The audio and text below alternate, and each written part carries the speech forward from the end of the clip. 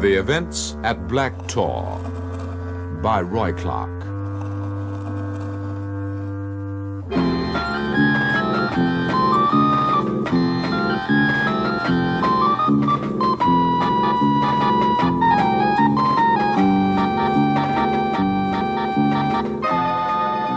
The Events at Black Tor, Episode 1, Such as Sit in Darkness. A story set on the Yorkshire Moors in which our hero first encounters the powers of evil.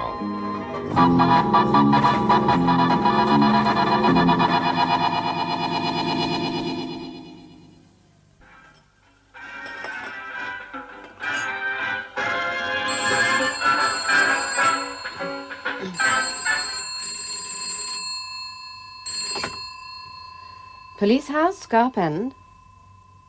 Oh, yes. I see. Well, the constable's out at the moment. It's not very likely. He could be anywhere on the moors. If I were you, Mr. Brooks, I'd drop it into the station in town next time you're there. Yes. Yes, all right. Goodbye. This was a fair sample of Tang Tao Din. I didn't want any more. I began to wonder how I was going to survive my first year in the wilderness. I'd already had enough. You should try Scarp End, love. Da-da-dee-dee-dee-da-da. Ah, sounds like my lord on his charger.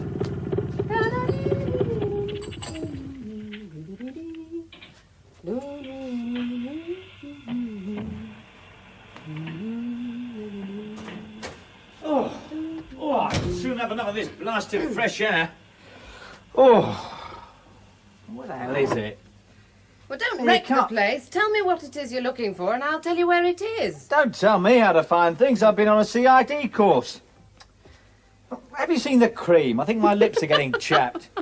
What's so funny? Oh, Jamie, country bobbies aren't supposed to get chapped lips. They've got faces like leather. It's that damn bike. But it's the middle of summer. Not on that damn bike, it's not. Well, where is it then? In the top drawer. No, the cabinet. Hey, any mail yet? Not yet. God, we'd do better by carrier pigeon. Oh, poor soul, she must cycle 20 miles a day up and down these hills.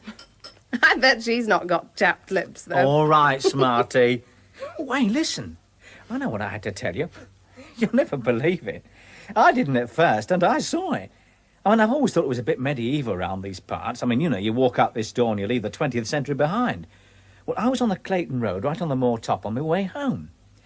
Well, I just come round the bend past Geary's place, and there, calm as you like, sitting on what was left of the dry stone wall at the side of the road, you'll never believe it. Oh, come on, Jamie, for crying out loud. What? A monk. Oh, what? A monk. Well, a friar, I suppose, really. Anyway, there he was, black cloak, hood, beads, the lot. I nearly died. Honestly, I nearly fell off the bike. I couldn't take my eyes off him. I kept waiting for him to disappear in a puff of smoke. Oh, really, Jamie? Oh, yes, Miss Clever. It's all very well in your own kitchen, but you get out there on those moors and see a silhouette like that against a lowering, gloomy sky. Oh, was that the mail? What? Oh, it sounds like the local suffragette. He was quite cheery, really. Gave me a grin and a matey wave. Hell of a size. He must have been 9 foot tall. I think Mrs. Bullock's permanently injured your faculties. Well, all right then, 6'4". Let's see now. Another swine fever order. Aye. You'd better paper that back bedroom. Inspector's visit next month. I will not. If he thinks he can do any better against this damp, he can damn well have a go. What's that one? Oh, no idea. Postmarked Debden. Well, it's not official. Well, who do we know in Debden that's not official? Open it and find out. You're a very logical woman. I suppose that's why I put up with you, despite all the cardboard. Oh. Let's see. Morning and mass. Hey, are you turning Catholic by any chance? What are you talking about? Well, listen. This morning, a mass was offered for the repose of the soul of Walter Spittlehouse, deceased of this parish. At 3 p.m. tomorrow, a short ceremony of remembrance will take place at the cottage Deep Dyke. May the souls of the faithful departed through the mercy of God rest in peace. Signed, Michael Probert, O.P. Oh, it must have been wrongly addressed. No, the occupier, Police House, Scarp End. Do we know a Spittlehouse deceased? What was the name, Walter? I'm sure I don't. I wouldn't forget a name like that. Who's died recently? Nobody, they live forever round here. I've seen the electors' list often enough. There's no Spittlehouse in that. What about that address? Cottage Deep Dyke. Well, that's the valley bottom below the Traveller's Rest. There's no cottage round there, not for miles. I mean, it's all scrub and woodland. Hey, except that there's that old cart shed affair falling to pieces. Spittlehouse. Hey, is there any more tea? Mm-hmm. Michael Probert, O.P. Yeah, it might be in the dictionary. Let's have a look. Here we are. Oh, let's see now, abbreviations. Oh. Here we are. O.P. Order of Preachers. Brackets, Dominicans. Well, that's it then. Hey! 10 to 1 they wear a black habit and even money. Yon lofty great friar was one Michael Probert, O.P. But why? I mean, what's going on? Here, drink your tea. Well, perhaps it's some kind of leg pull. Well, I don't think members of religious orders go about making jokes over masses for the dead. No, there must be a reason. It's just that at the moment there's a link missing. Unless... Here, hang on. What are you up to now? Shh. See, Oh, hello, Sergeant. Hewitt here, North Pole. How's crime and civilization? What? Yeah, about the same. Very intimate with cattle and pigs. And no news about my transfer yet, is there? No, there wouldn't be. Hey, listen, Sarge. Does the name Spittlehouse register with you, Walter deceased? I don't know how long. We're going back a bit, maybe 10, 12 years. Yeah, wasn't there some old gaffer foully done to death up here? Yeah. Well, his name was Walt, wasn't it? But it wasn't Spittlehouse. Yeah. Well, yeah, I know it's before your time, and mine, thank God. Couldn't bear to have been here that long. Yeah, that's right. Hedger? Walt Hedger. What? Well, was it Hedger, or was that just because of his trade? Hmm? Yeah. Yeah, I see, right. Yeah, thanks. Yeah, well, see if you can root out the book, Sarge. Well, I'll have a look in later on. Will you be in? Right. No, just curiosity, really. It makes a change. Yeah. Yeah, I'll see you then. Bye. Elementary, my dear Pamela. Old Walt, my dear. Old Walt Hedger. Born Spittlehouse, my darling. Born Walter Spittlehouse. Dead by person or persons unknown. Down in the forest something stirs.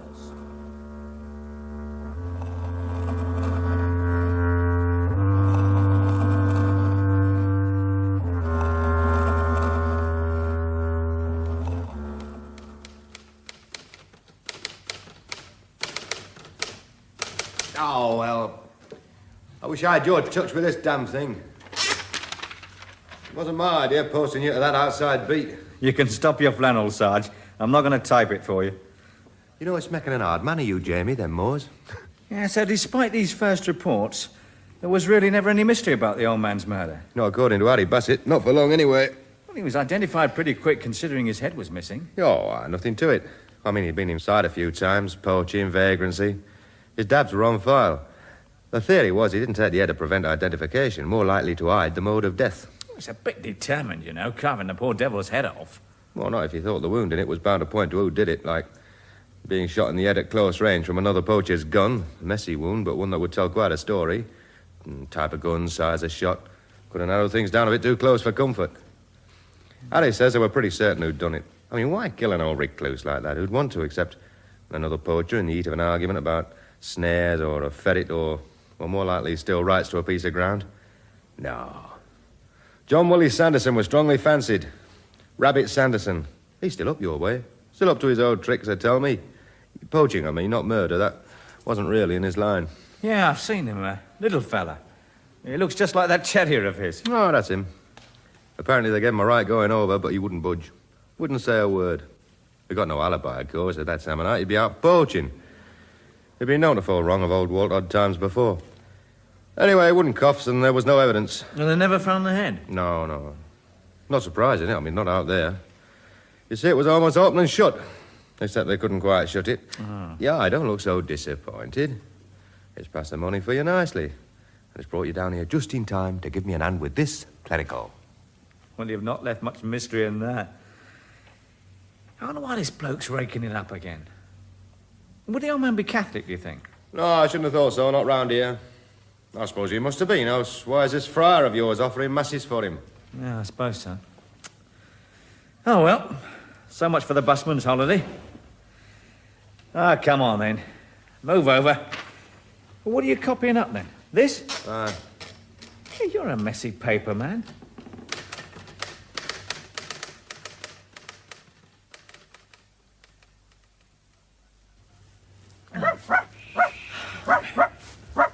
Oh, it seems a long trek for someone who's decided that the whole case is open and shut. Well, that was before you told me he'd sent those mass for the dead cards to every house in the village. It appears that Father Michael Probert, OP, doesn't think it's open and shut. I don't know why you couldn't visit this place in the daylight, then. And let the whole world know I'm interested. You know how much they miss round here. No, it's better this way. A man taking his dog and his wife for a walk. In that order, I notice. Oh, damn. That's a pair of nylons you owe me. Well, look where you're going, Townie. The moon's bright enough. Here, come on, lass. Come on. Come here. I'll put her on the lead now, I think. Well, it can't be much further. I don't necessarily want to announce our arrival. Quiet, girl, quiet. What's the matter with the dog? I'll tell you what's the matter with the dog. She's damn well scared stiff like me. Oh, no, come on. Now, come on, both of you. Now, come on. Look at her. She's terrified. Oh, what's the matter, Pet? Oh, feel her. She's shivering. The hair's standing all down her back. Yeah. All right. Yeah, all right. Well, look, she can stay here with you, and I'll go and have a quick look. Oh, no, you don't. If you think I'm going It's to only stay... just down there. I don't care. You're not leaving me alone for 1 second. Okay, look, she'll have to stay here then while we both go on. I'll tie her to this. Do you think she'll be all right? Well, why not? She's obviously happier here than going any further. Right. Well, that should hold her. Oh, poor old thing. Shan't be long, darling. Cheer up. Well, come on, then. Now, and keep quiet. Shh. Now, stay there, girl. Stay there. Come on. Hey-ho. I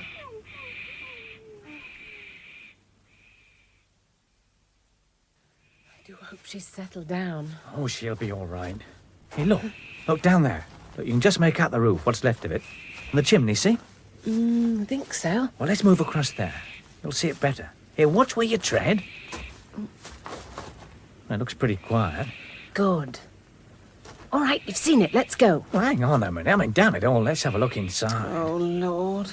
Well, there's just that piece of open ground across if anybody's watching.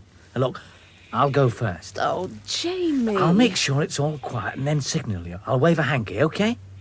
Now, watch the way I go and you do the same. Keep yourself between the house and the trees. And watch your footing. Don't run blindly. It'll be a hell of a way to cart you back with a twisted ankle. I'll see you. Be careful, Jamie.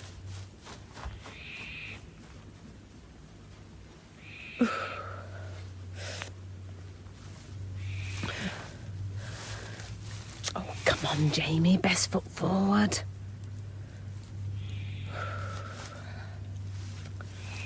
Where are you, Jamie? I bet he's forgotten I'm here. Wherever you are, Walter Spittlehouse, I hope you rest in peace tonight, body and head. That darling dog's the only one of us with any sense. Oof. Wonder if he's got a clean handkerchief. Ah, here we go.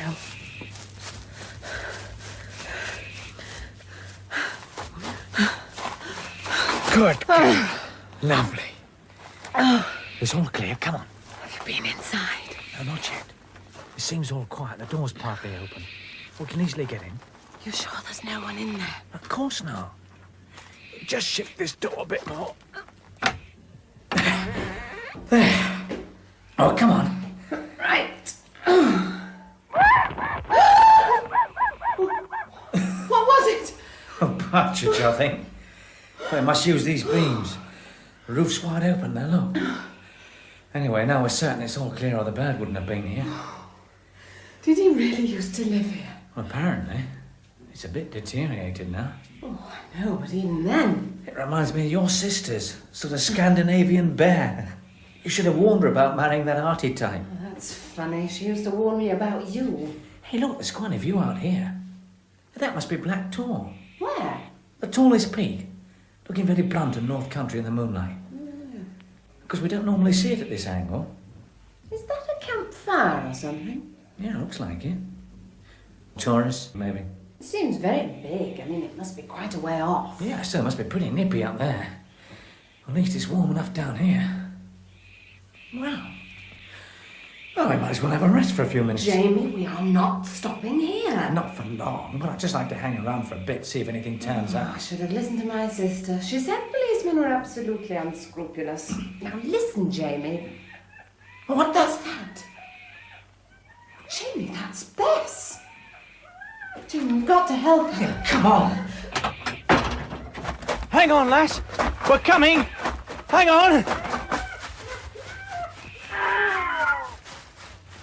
Hang on, girl. Bess. Jamie, what's happened to her? She's near here somewhere. Bess. Here, Bess. Here, girl. Come in, girl. Jamie? Jamie? Is she... She's dead. How? I can't tell. Doesn't seem to be any wound. Oh, the poor sweet. Oh, Jamie, bring her and let's go home. Please. Please, Jamie. Yeah. You're all right, love. There's more here than I bargained for. For both of you. It's all right. She's not that heavy.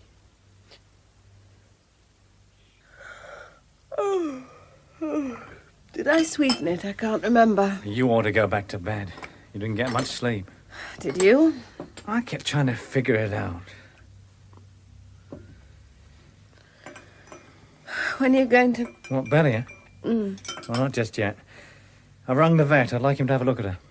Post-mortem? I've had another look in daylight, but I can't see a thing. There's not a mark on her. Poor old thing. I feel so guilty about her. Who's that? What? Oh, it's your apparition from the moors. He's coming here. Yeah, that's him. Spectacular habit, isn't it? Black on white. I told you he was 9 foot.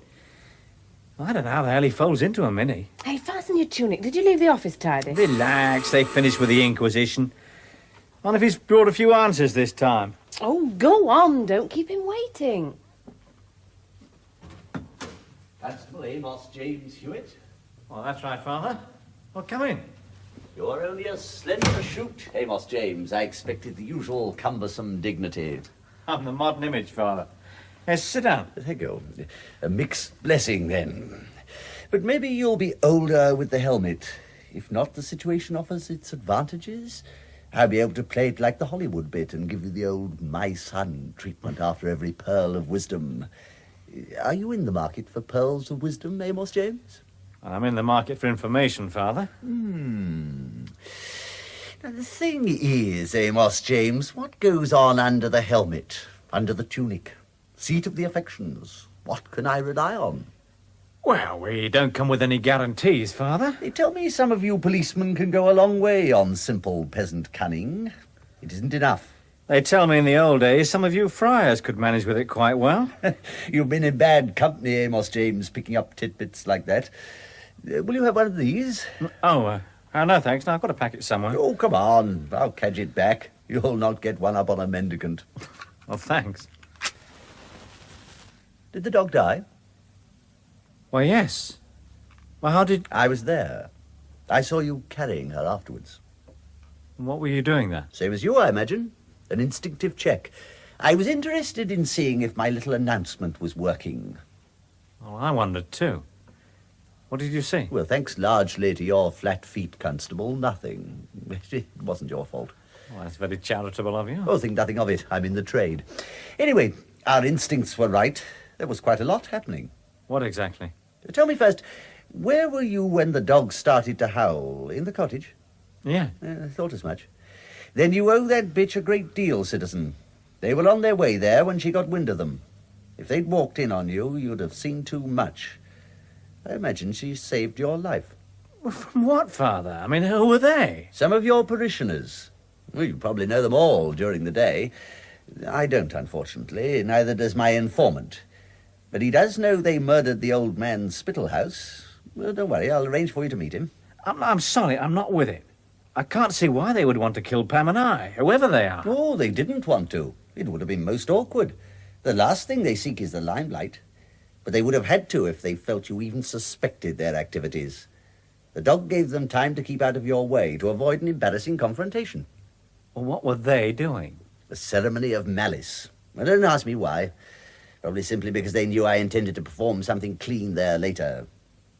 It's possible that things holy irritate like grit in the eye of the bestially unclean. They slit the throat of a young pig, for one thing, I heard that. The rest I wasn't able to find out. You put them on their guard. They're religious fanatics. Only they don't worship God. What then? Satan. They worship the devil. I mean, really, physically and actually. Horns, tail, and the lot. They don't attempt to rationalize it either. They don't claim they're worshipping the spirit of the new technology or new humanism or something. That sort of jollops for the masses. These are the real devotees, the spiritual hardcore. I can hear Freud nagging away inside you. If you're convinced that I'm some sort of a nutcase, you'll be able to check. No, of course not, Father. It's just that... It's a lovely morning, Amos James. Sunlight on the moors, a bit of wind. Just as it was a lovely night last night. But not in that valley. Didn't you feel it? Thick and palpable evil. Your dog did. She died of fright, you know. Sheer terror. Can't you face that fact? But if you know all this, why hasn't it been reported? What's to report? I know next to nothing. Certainly I can't prove anything. I'd no intention of telling anyone at this stage, but after last night you'd leave me no choice. I can't let you wander about loose at nights. It's too dangerous. Relax. You're not obliged to believe anything. And anything you do believe will not be taken down in writing and given against you. You'll learn that there's enough solid crime in this to keep you fully occupied. You can leave the sin and the supernatural to others. How many others, Father? Just myself and St. Joseph. He's particularly good at this kind of thing. Though there is one other ally. I'd like you to meet him at the cottage this afternoon. Will you come? Well, yes. Yes, I can do that. Now, I don't see how I can report any of this just yet. And I doubt whether we've got a suitable form. Even if we win, boyo, and this does finally come to be written, I'll promise you one thing.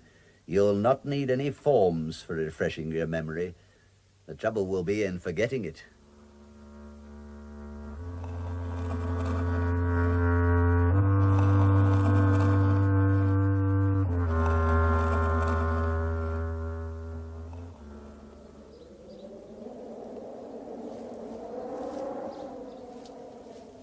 Over there, Father. No, you can just see the roof and chimney. Oh, it doesn't look any better in daylight. I can't see any sign of your informant. You won't, not till he sees we're alone. It wouldn't be healthy for him to be connected with either of us. We might as well wait inside.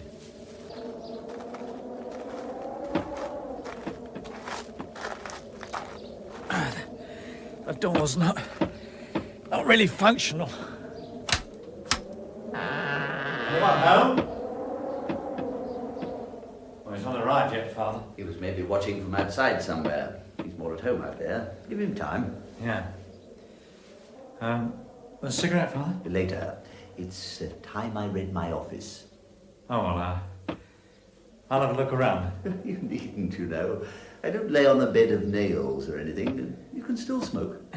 Yeah, I know. It's just that Oh, heck, say one for me, Father. I intended to. Deus in adiutorium meum in gloria Patri et Spiritui Sancto, sicut erat in principio et nunc et semper et in saecula saeculorum. Father! Father, over here!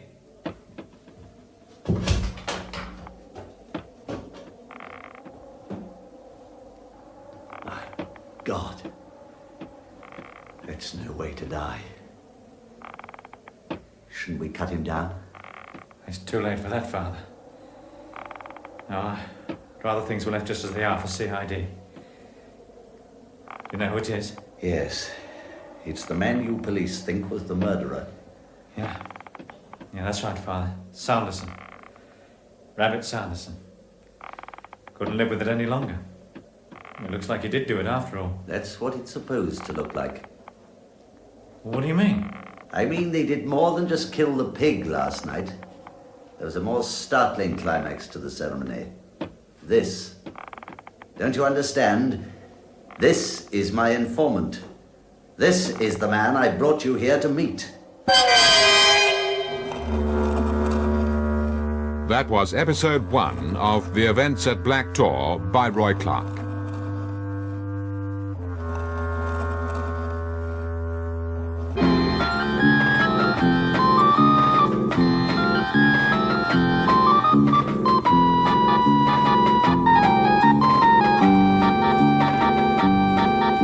Listen to the next episode of Alan Ayckbourn's production of The Events at Black Tor, The Unquiet Dead.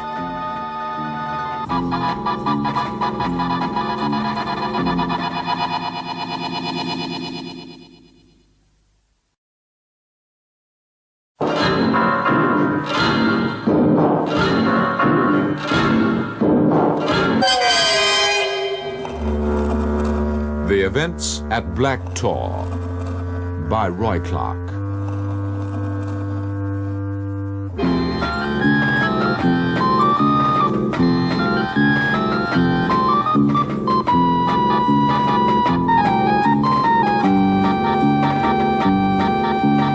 The Events at Black Tor, Episode 2, The Unquiet Dead, in which Jamie and Fr Probert, who have already brushed with violent death, find further evidence of the forces of darkness.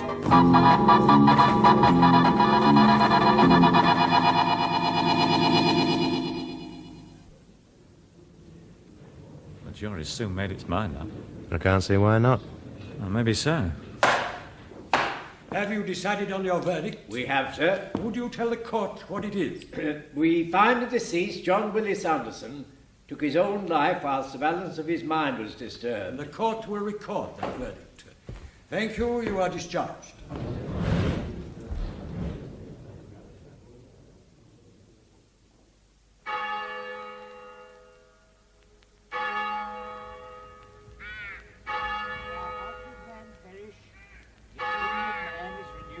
By day. For our light affliction, which is but for a moment, worketh for us a far more exceeding and eternal weight of glory.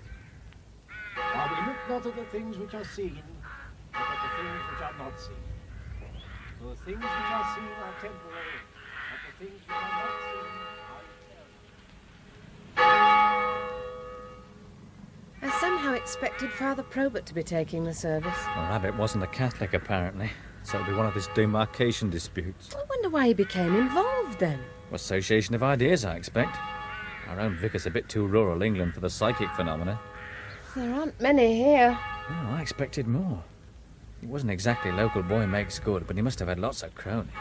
I mean, why aren't they here? Perhaps too scared to come. Oh, give over. I mean, why should they be scared? It's a queer business. All right, so it's queer, but it's not as weird as all that, is it? There's an atmosphere here you can cut. That's a funeral, love. Any funeral. It'll be different back home over a cup of tea. I suppose so. Is that poor woman his sister? What? Oh, yeah. I wonder what she thinks of it all. It was hard to tell. They call her Daft Maggie. She looks so thin. Oh, well, it looks as if it's all finished now. I'm going to wander over there now they've gone. I'll come with you. Well, I'd just like to, throw a handful of dirt, that's all. Just a gesture. You're lovely, Ripley, aren't you? That's a kind gesture.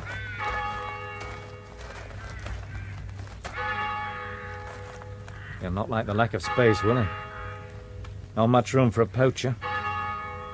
You know, blokes like him spend most of their lives breaking the minor laws. Regulars. The sort of Bobby doesn't mind. Well, not really, no. I'm sure he'd appreciate a farewell from the law. Go on, throw it in. He'd want more room than this.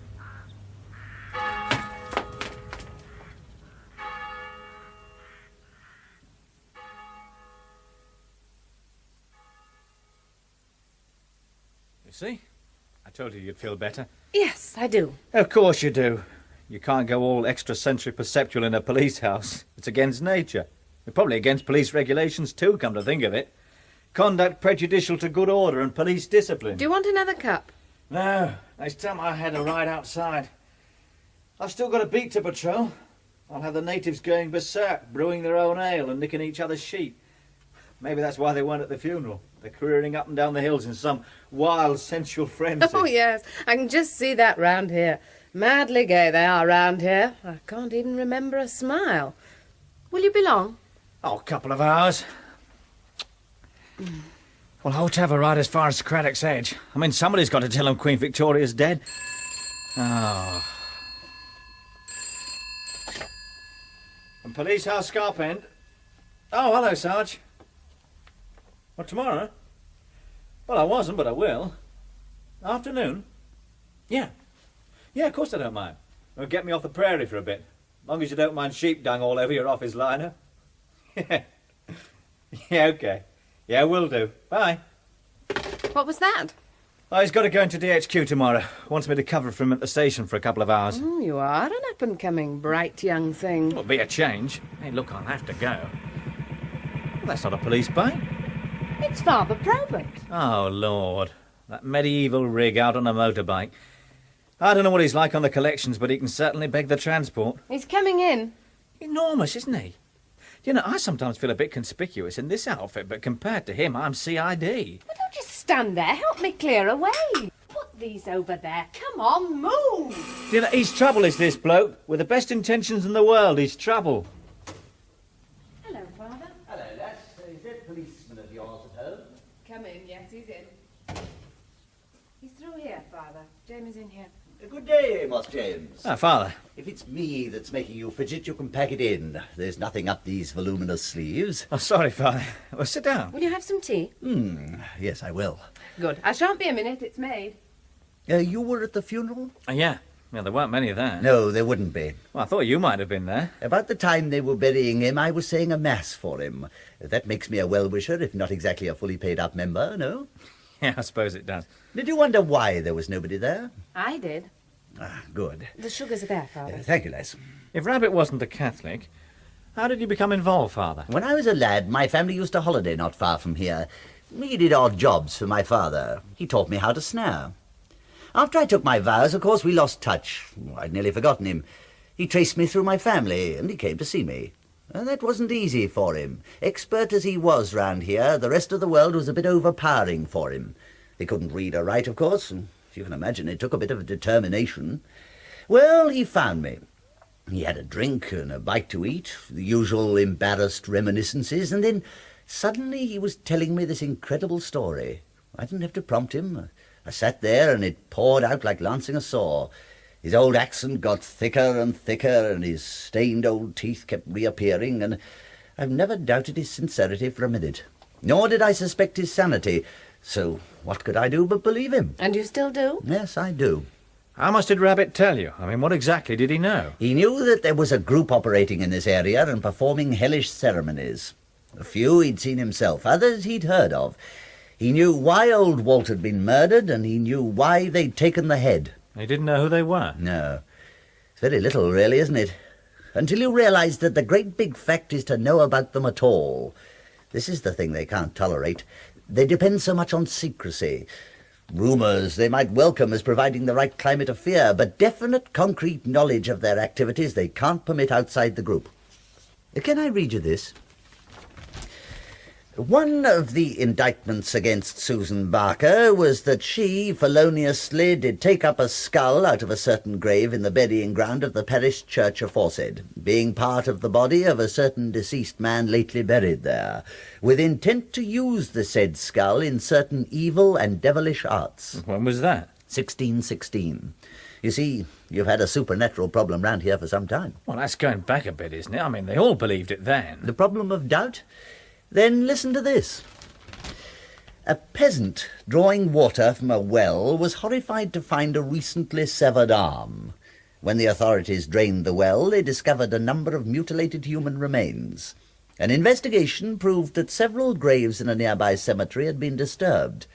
The caretaker of the cemetery was arrested, and in his house were found books dealing with the black arts. Would you like to guess the date of that one? Same period. October 1931, Finland. All right, Father, so there's always been some nut In that same investigation, the Finnish police appealed to Scotland Yard for help in tracing the activities of a society of devil worshippers with members all over Europe and a high priest in London. So they delude themselves. Then believe in that. It's enough. Because those delusions, as you prefer to call them, result in solid, concrete physical crimes. Don't you see, Jamie? It doesn't matter that you can't share their beliefs. If they are doing these ghastly things, then it is your concern. Well, certainly. If there was any evidence of that sort of thing... Well, you're the lad to find that out. Is there a way you can do it without involving anyone else at this stage? Well, it's possible. Well, brief details, anyway, going back about, 10 or a dozen years. When? Well, tomorrow, as it happens. I've got to go into the section station for the afternoon. I shall be out on my own so I can get the old occurrence book out. Well, there'll only be the various facts. I mean, all the statements and reports will have gone to DHQ. But there'll be enough to show the kind of things we're looking for? Well, yeah. If anything like that's been happening, it'll be there. You'll be on your own, you said. All right. All right, if you should happen to turn up about 4:30, say, I shall be able to give you a progress report. Well, it's a bit thin, Father.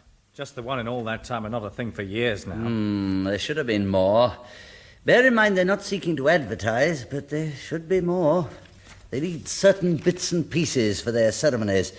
Anyway, what have you found? 21st of June, wilful damage to cemetery. At 9:10 a.m. this date, a telephone message received from the Reverend Brooks, Vicar of St. Stephen's, to the effect that during the night damage had been occasioned to certain graves in the churchyard.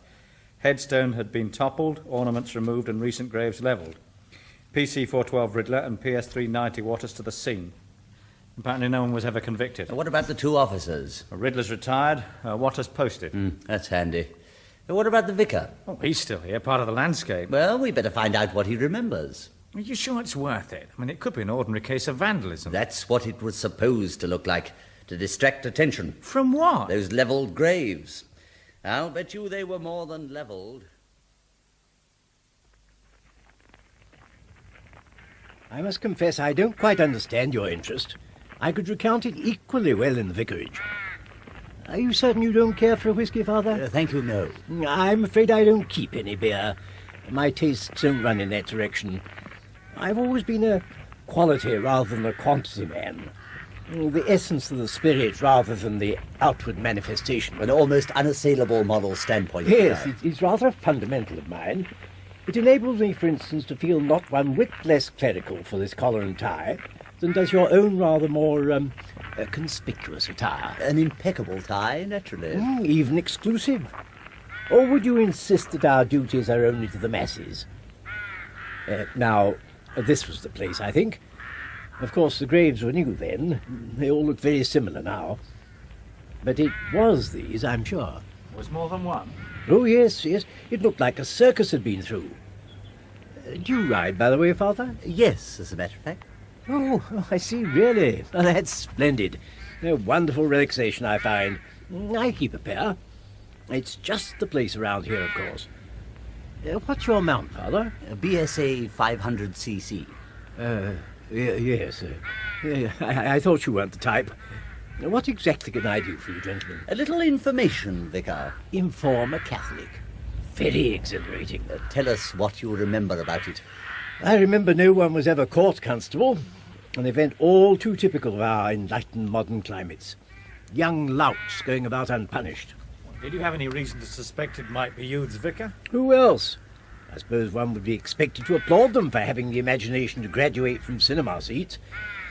If you are finally onto them after all this time, I shall still press charges. I shall want them prosecuting whoever they are, of no matter what denomination, Father.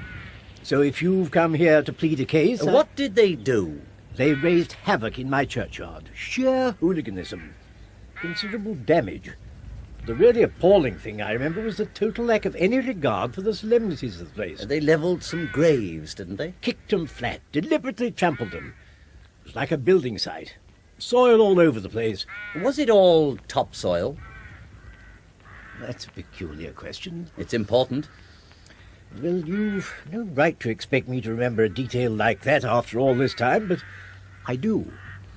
I remember thinking it a nuisance. There were quantities of clay around. It stuck to everything. Clothes, boots. Now, that rather suggests that it wouldn't all be topsoil, doesn't it? I gather you think it was more than just a nuisance. I think it possible that the graves were interfered with at a deeper level than was first thought. I wonder why it is. As soon as the RCs arrive, one's knee-deep in phenomena.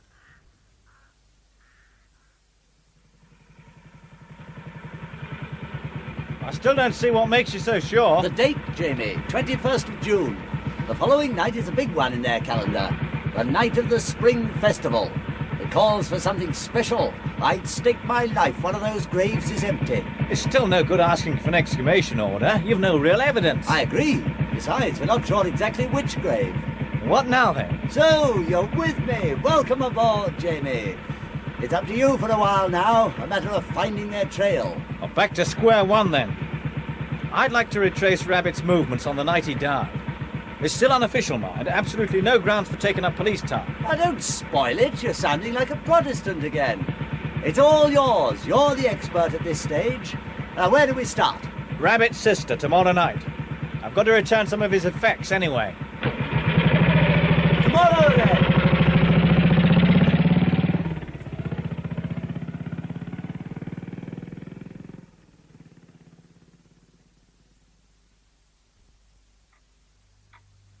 His pipe, his knife, and and there was also a bit of poaching gear. You understand I can't return that. You'll not be needing it. Now it's killed him. I always said it would. I told him, you can't go on killing things, little things. Maggie, you know who I am? Aye, he said. What did he say? That you'd come to help, but I knew you weren't. I told him there'd be no help till he stopped killing. How could there? He'd laugh at me. Not lately, mind, he didn't laugh lately. Well, why's that? Was he worried about something? He was feared. Sometimes afore he went out, others be he came back, but he still killed. He used to leave them there on sink. Their little bodies still warm and bonny. What is there that's half so bonny? You could feel how much he had to pay for one day. I could see. But men won't listen. The night afore he died, out there in Lane, I saw his funeral. But he wouldn't listen, and so he's dead. Choked with his own snare. What will you do, Maggie? Stay here. With me cat, like old daft women are supposed to do. She's soft. With me any road. And if I watch her, she won't be killing. Not if I watch her. If I'm careful. You're a gentlewoman, Maggie. Bless you for it.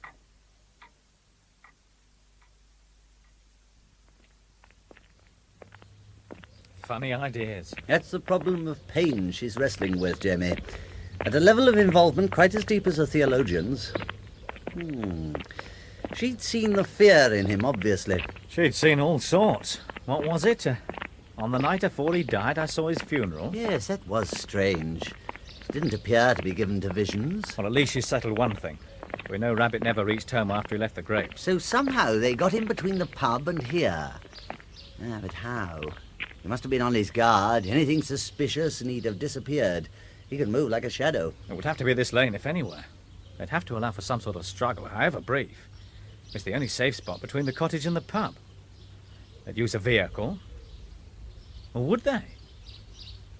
Well, this bogey element puts me off, Father. I don't feel confident with the normal thought processes. What can you rule out with this lot? I mean, for all I know, you could be telling me that they took him off on a broomstick. You just provide the detection spot. I'll handle the supernatural when it comes. Right, then. Well, a vehicle. Now, I don't think they'd follow him. He'd notice. No, they'd wait. Here in this lane. It's narrow, so that should mean at least one wheel on the grass verge. It's been a bit dry lately, but there still might be a mark. Look, you take that side, I'll do this. What are we looking for exactly? Well, anything. Any mark at all. Just give us a shout. The trouble is, it'll be dark soon.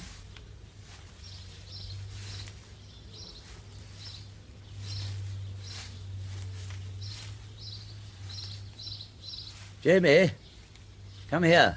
What is it? Was this his dog? Poor little mutt. Yeah, that was his. He never went anywhere without it. Well, that clinches it. He was killed. He'd never have done this. I mean, what a vicious swines. They haven't just killed it. That's the kind of malice we're going to be up against. Well, it'd be a pleasure. What's that tied to it? It's a warning. They call it the witch's ladder.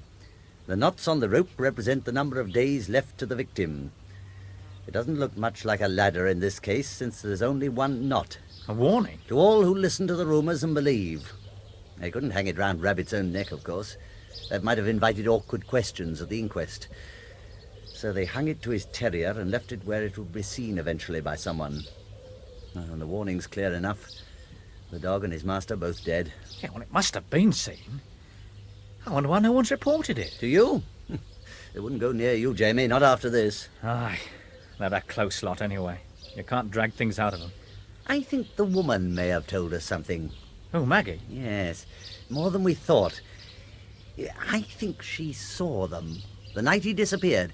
I think she saw them in the lane here waiting. Though, of course, she wouldn't know what they were doing. You mean the night before he died, I saw his funeral? Yeah.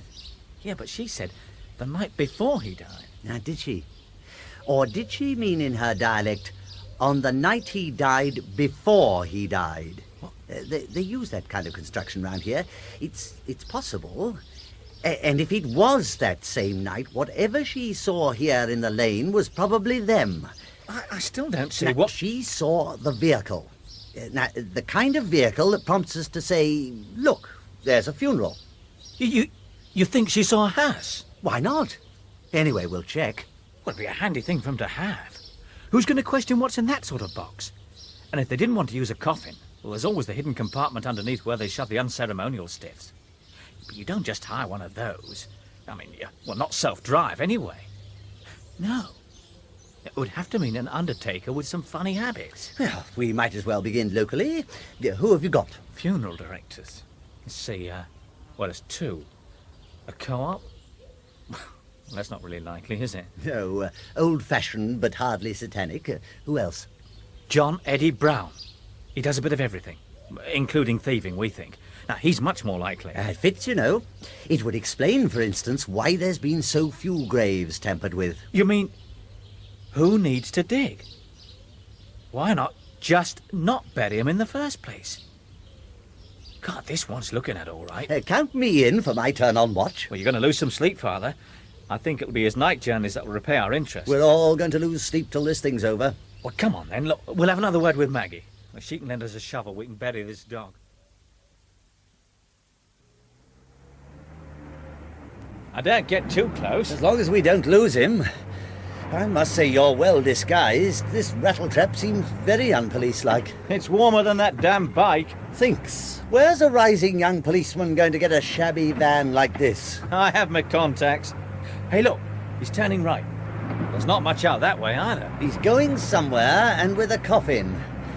Oh, I'm just grateful for the break in monotony. I was looking forward to another wasted night watching his bedroom light go out. It might still turn out to be legit. Which is more than can be said for our little outing. Don't you believe in lights, or is this just another novel feature of our carriage? Don't chicken out at this stage, Father. It's a good job we're off the tourist routes. And mind you, they do tell me there was a car through here last March. Aye, there he goes. What is it? It's the entrance to a one-time stately home. It's an old folks' rest home now. Private affair, very plush, they say. For the aged and well-heeled, who also die, apparently. Just the same as the poor folk. Doesn't give you much encouragement, does it? Look, I'm going on past. We'll wait on the other side, then assuming he'll be going back the way he came, he's not likely to see us.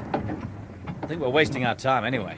It's probably a straightforward no-monkey business trip. This time, we'll try again.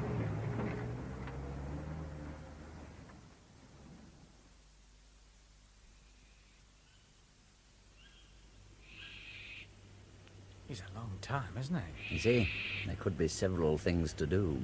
No. Here he is. There's at least his someone. Yes, it's him. I suppose the coffin's full now. I expect so. I'm inclined to think we're on to something.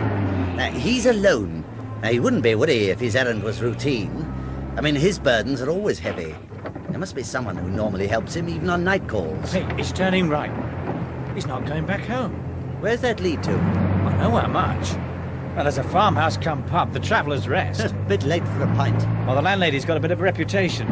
He's not really dressed for courting, is he? We mustn't lose him now, Jamie. I want to see exactly what happens to that coffin. Everything.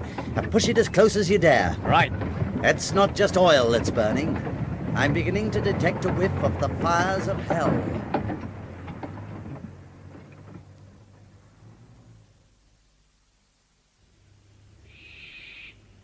The hearse is in that barn affair.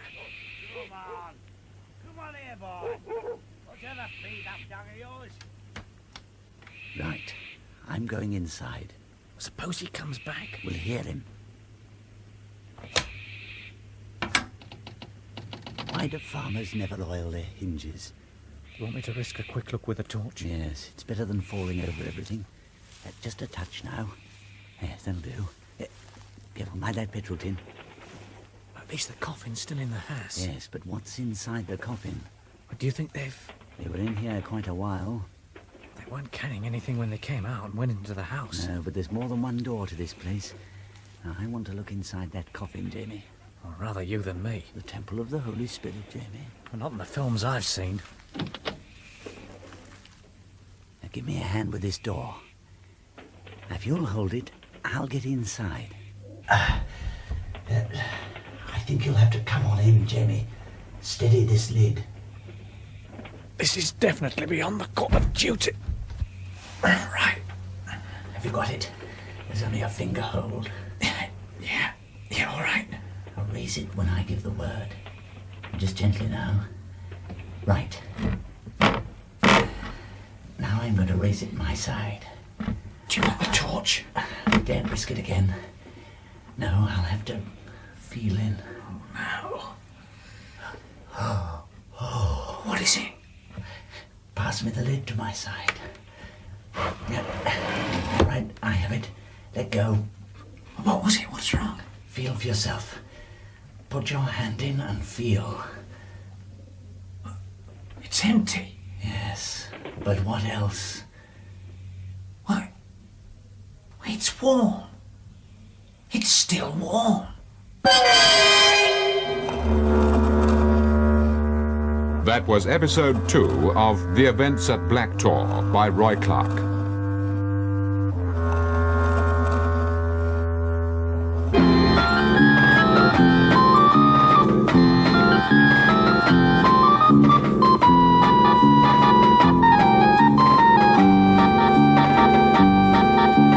Listen to the next episode of Alan Ayckbourn's production of The Events at Black Tor, The Fires of Hell.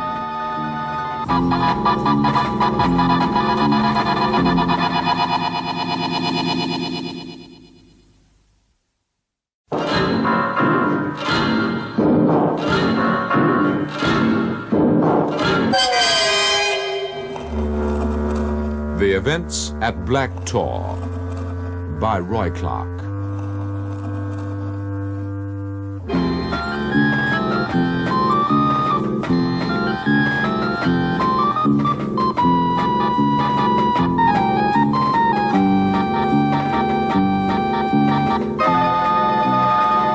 The Events at Black Tor, Episode 3, The Fires of Hell, in which Jamie and Probert meet fresh terrors, and Pam is in danger of her life.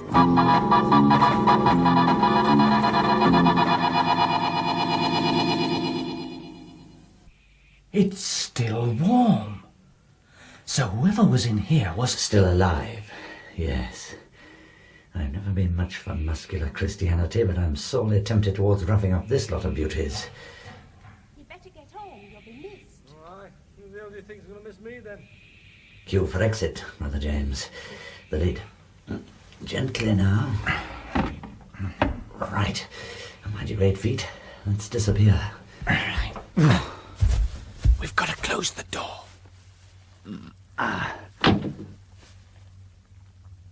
That'll do. Well, if you hold the torch, I can get through that. If there's any doubt, shove it wider. Get out of it. Go on, damn thing. Don't move. All you have to do is hold the light. Does it feel better having me doing things at your suggestion? Is that it? You're getting a bit of your manhood back, are you? So how am I going to see you?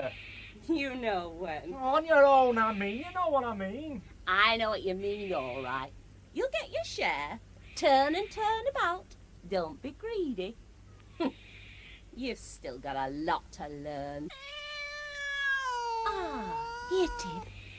Where are you? Here, Tib. Oh, don't start that thing yet. I don't want him running over.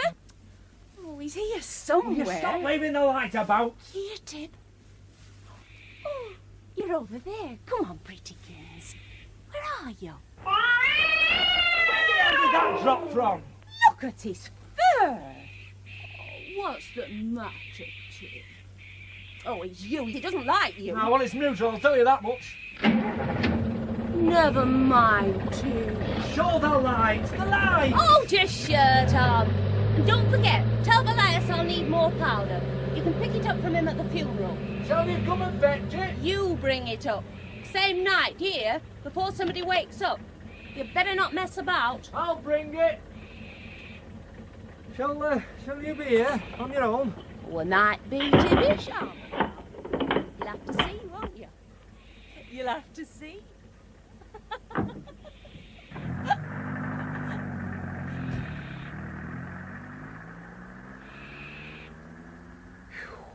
Had his flaming claws in. I could feel you were about to explode. It left in rather a hurry. We'd had some help. I thought she was coming over. She was. What now? We'll wait a minute. Let things settle, and then we'll have a look around. What for the... For the poor wretch they brought here. This place connects with some of the other buildings. The funeral that Peck were talking about. Well, it's probably the same poor wretches. Only they'll be burying an empty coffin. With suitable weight and ceremony, yes. Which leaves them with a spare human being and no strings attached. It means that somebody at the old folks' rest home must be signing death certificates. Including the one for his own immortal soul. So there's a doctor in it up to his ears. Would he be the one they called Belias? And it's a title among them. Belias, Prince of the Order of Virtues, who tempts men to arrogance. Undoubtedly one of the more successful devils. It won't be his name. By hell, it's neat, isn't it? By hell it is, Jamie. By hell and of hell and for hell. In a way, I regret having had to involve you. The responsibility in this is much heavier than you should have to bear. Oh, forget it. As long as we can do something for that poor... Oh, come on, let's get on with it. We'll try this door. Some sort of passage. I suppose whoever it is will be drugged. Well, let's hope so, anyway. Drugged and unattended. It's a bit optimistic, isn't it?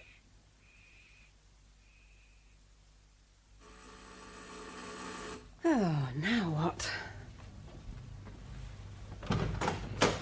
Yes, can I help you? Constable. Oh, I'm afraid not at the moment. He's out. Is it urgent? Aye. Oh, well, I can ring through to the section station for you. They'll send someone out. No, this constable. But if it's urgent... I'll wait. I don't know when he'll be back. It might be some time. I'll wait. Are you a local man? I could send him to you as soon as he comes in. I'll wait here. I suppose you'd better come in the office. You can wait in here. If you get tired and change your mind about me ringing through to the section, just knock on the door. I'll be through here.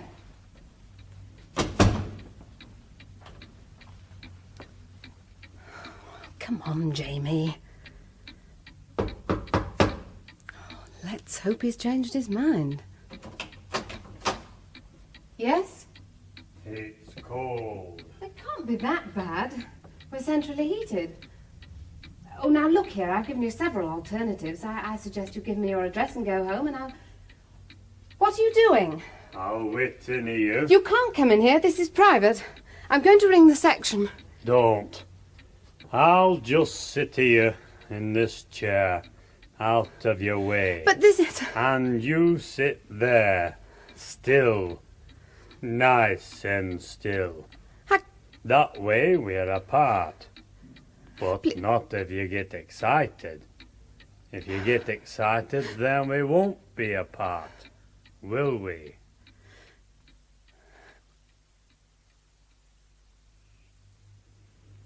Wow, that cupboard's bare. That leaves only this.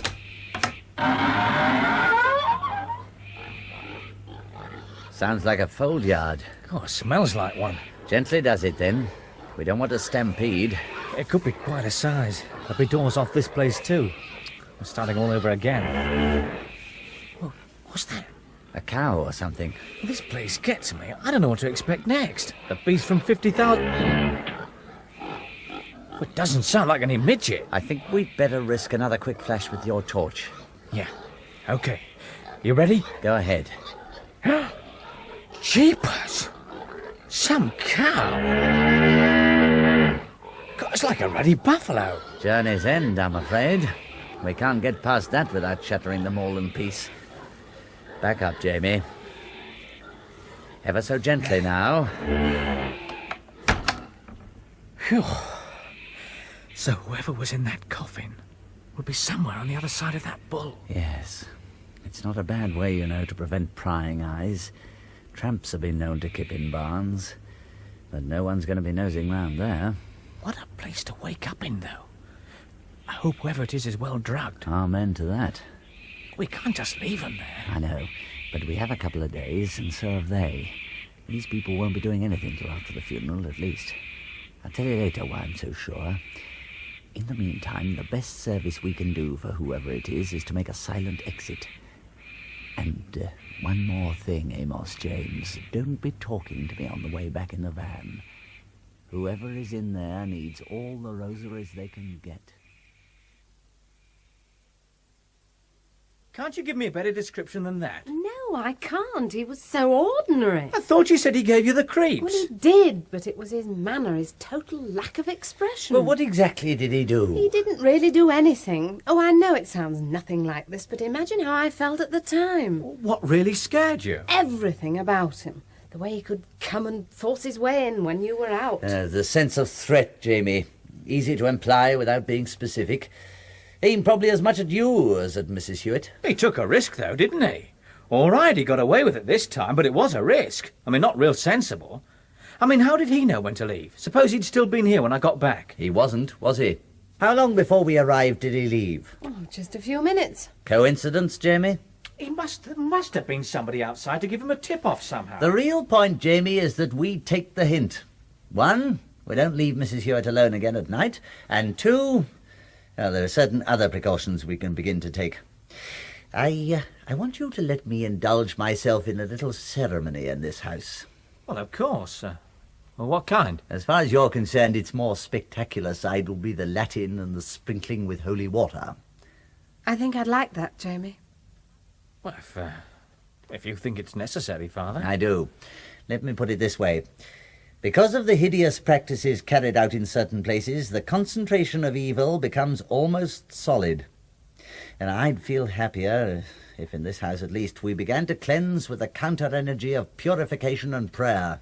Jamie? All right, yes. Go ahead, Father.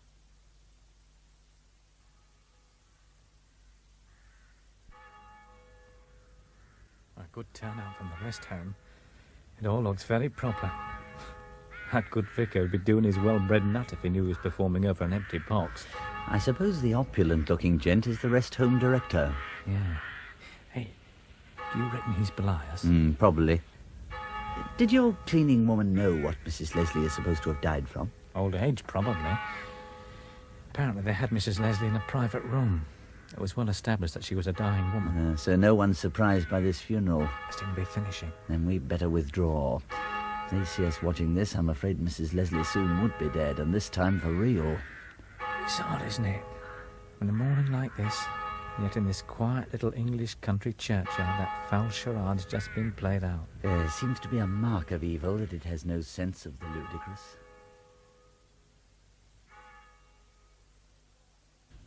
Hello, love. We're back. Your dinner is ruined. My fault, I'm afraid, Mrs. Hewitt. Oh, it's not. We've been across half the blasted hills in the county. Oh, I'm bushed. Is there a cuppa? There is, plus the burnt remains. Well, was it worth it? Did you find what you were looking for? Not a sign. Dead sheep or two, that's the lot.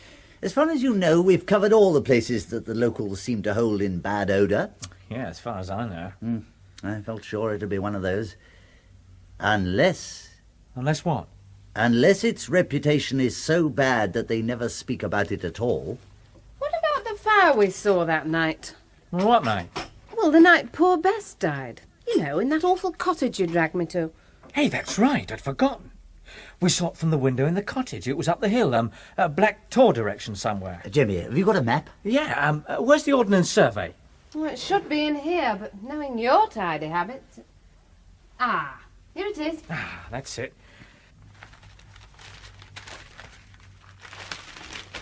Right, now then, now, here's Scarp End. Yeah. Now, where's the deep dyke? Down here somewhere. Well, it's an old cottage. It's probably shown. Yeah, look. It was the back window, wasn't it? Yes. Don't you remember we looked up and to the right? I thought it was some camping party. So that's out this direction, Black Tor itself. It's a good place. It can only be seen from the deep dyke. And I mean, who goes down there? Except a few poachers. Yeah, that's right. And we know what happened to them. Well, the name itself should have told us. White being the traditional colour of purity and innocence, we can gather what reputation Black Tor must have had in the district. Do you think this is where they'll be taking Mrs. Leslie? I should say so, yes. We'll check first, of course. We'll pay a visit. Have we time to check? Oh, yes, we still got 2 nights. It's on the 3rd they'll be using it themselves. The date again, you see, the 23rd of June, night of the summer festival. When they do what they plan to do to that poor woman, will she be conscious? They're not going to do it. Not this time, Mrs. Hewitt. But there will have been others, and I'm afraid I can't imagine them sparing the victim's feelings. Well, now, I really must leave and put a few hours in at my parish. Tonight, then, Father? We're going to have a look at Black Tor? Yes. If it is the place, then we have both ends of the chain. We know where Mrs. Leslie is, and we shall know where they intend to take her. Now, surely, knowing that, when the time comes to call in the cavalry, we can get the job done without any accidents. Oh, I don't know. Can't we call them in now? Oh, believe me, Jamie, I'd like to. I'd like to share this, but I daren't alert them. We're going to have to take them, all of them, while they're fully committed in their ceremonies. Otherwise, some are going to escape. And if they do, there'll eventually be some other Mrs. Leslie. It's a risk we haven't the authority to take. We've got to get the lot.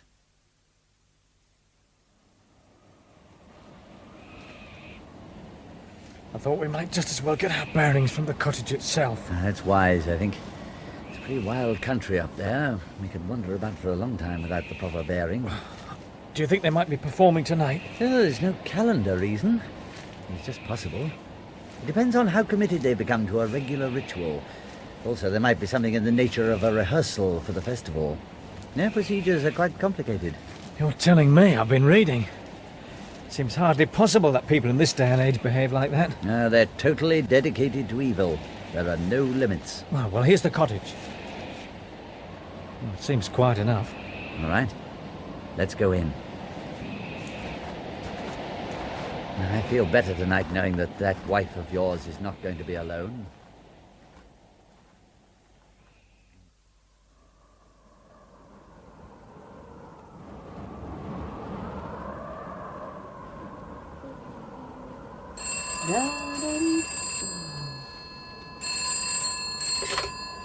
Police House, Scarp End.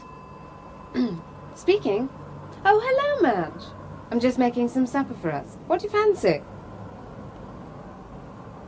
Oh, no, it doesn't matter. Can't be helped then, can it? No. Yes, all right. Some other time, then. Bye.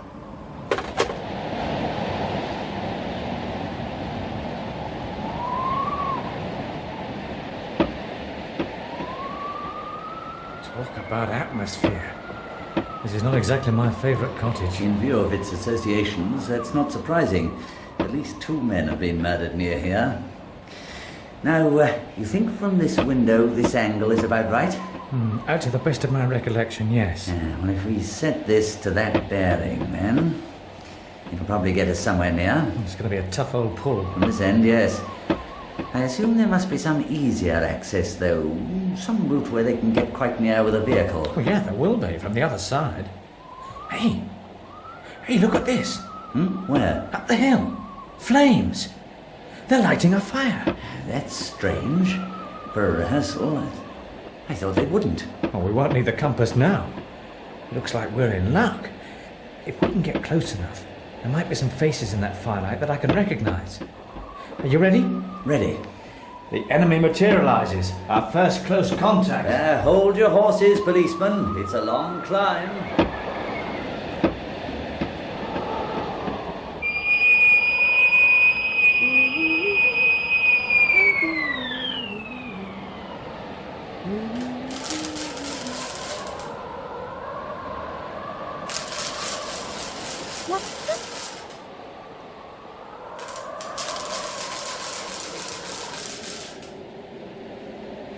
Who's there? Who's there?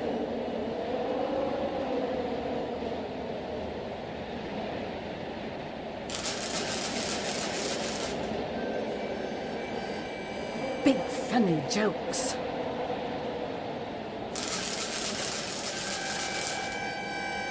Right, I'll fix you lot. Hello? Hello? Oh, God. Go away! Go away!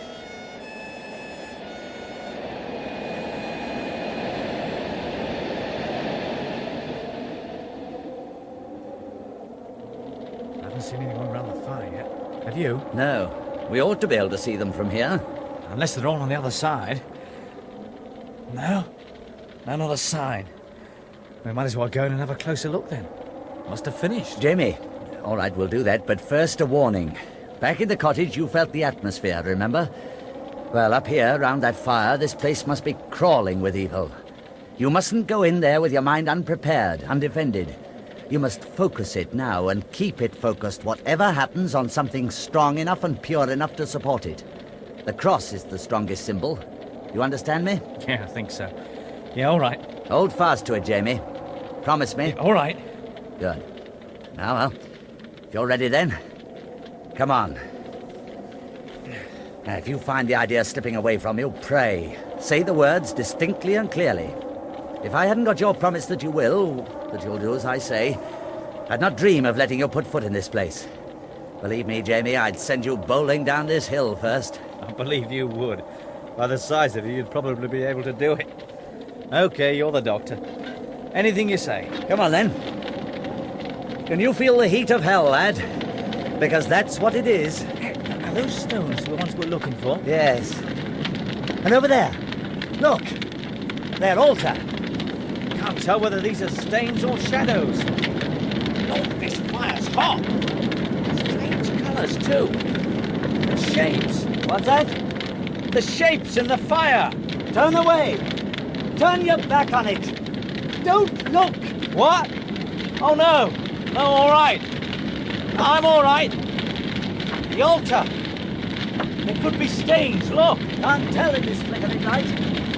But when the time comes, there'll be all sorts around here for your forensic people. What worries me at the moment, however, is why there's no one here.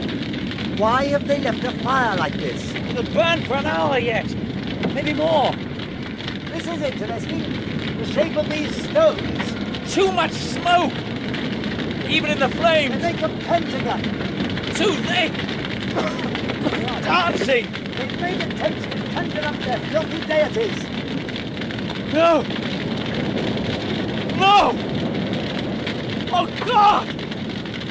The horns are rising! Jamie, go back! Oh, no! No, in the flames! Look what's in the flames! Oh, God, have mercy! Look what's in the flames!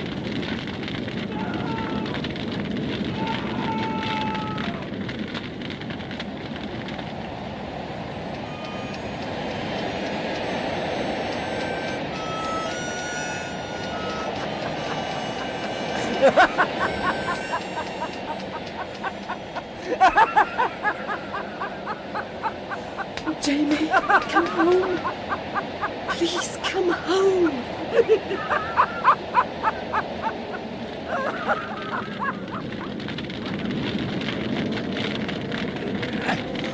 Come away! Come away, lad! It's me! Let me go!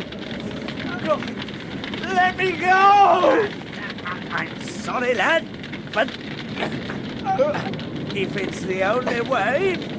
Oh,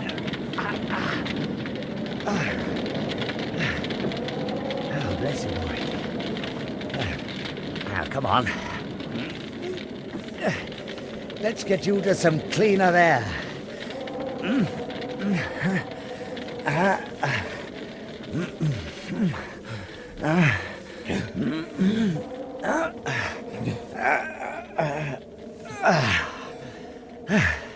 Now, come on.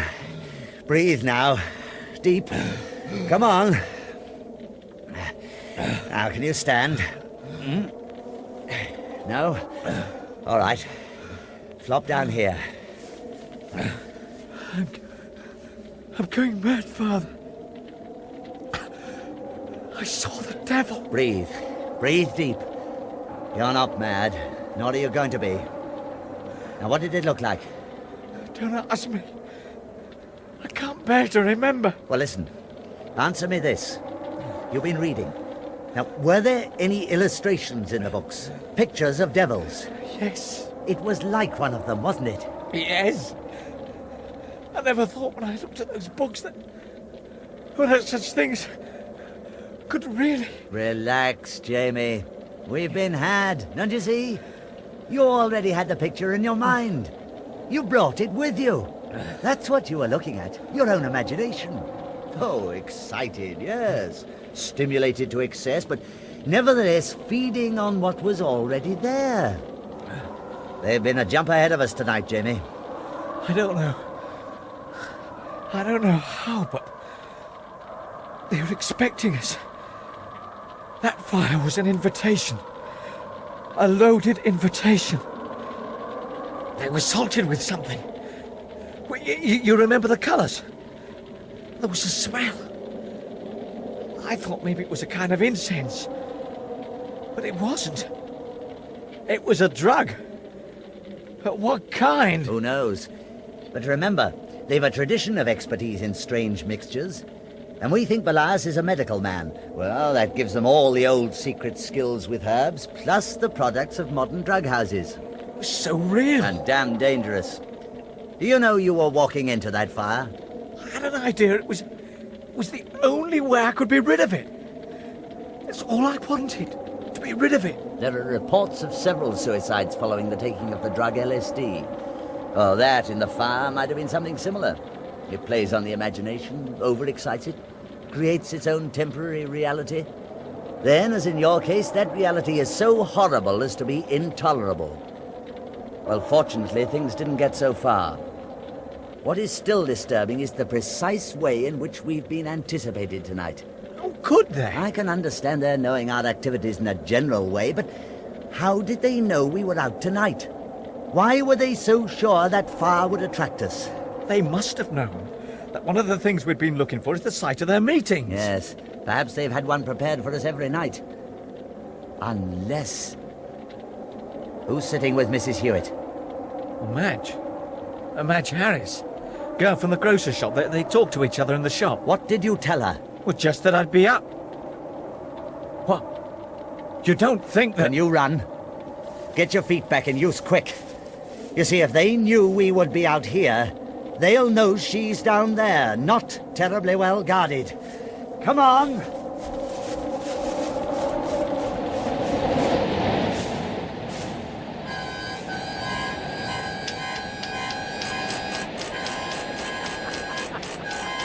That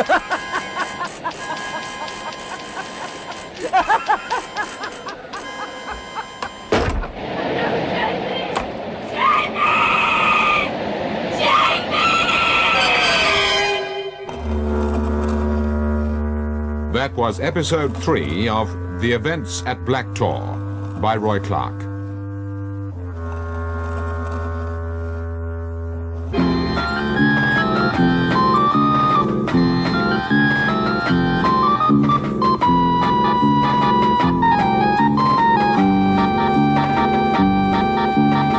Listen to the next episode of Alan Ayckbourn's production of The Events at Black Tor, The Hounds of Hell.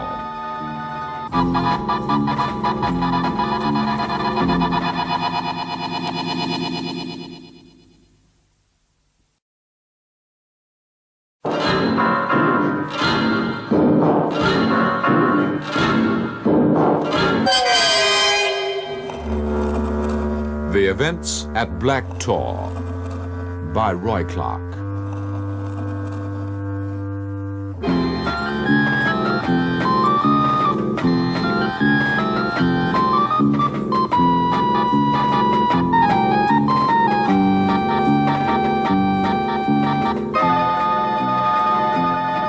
The Events at Black Tor, Episode 4, The Hounds of Hell, in which the police move in and Pam, Jamie and Probert are trapped.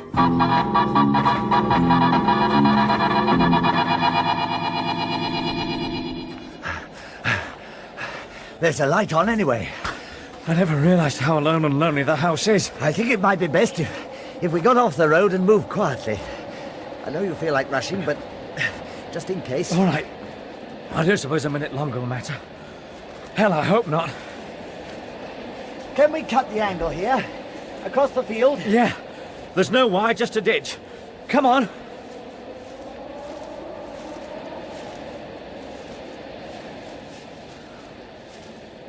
It seems quiet. I'll have to be getting another dog.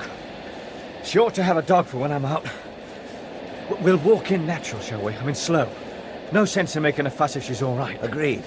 Through here, then, and then we're back on the road.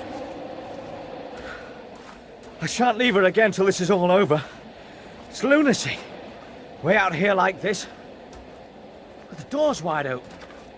It's been forced. Pam? Are you there, Pam? It's Jamie, we're home. Where are you, Pam? You there? If she's been hurt... Perhaps she left with a girl.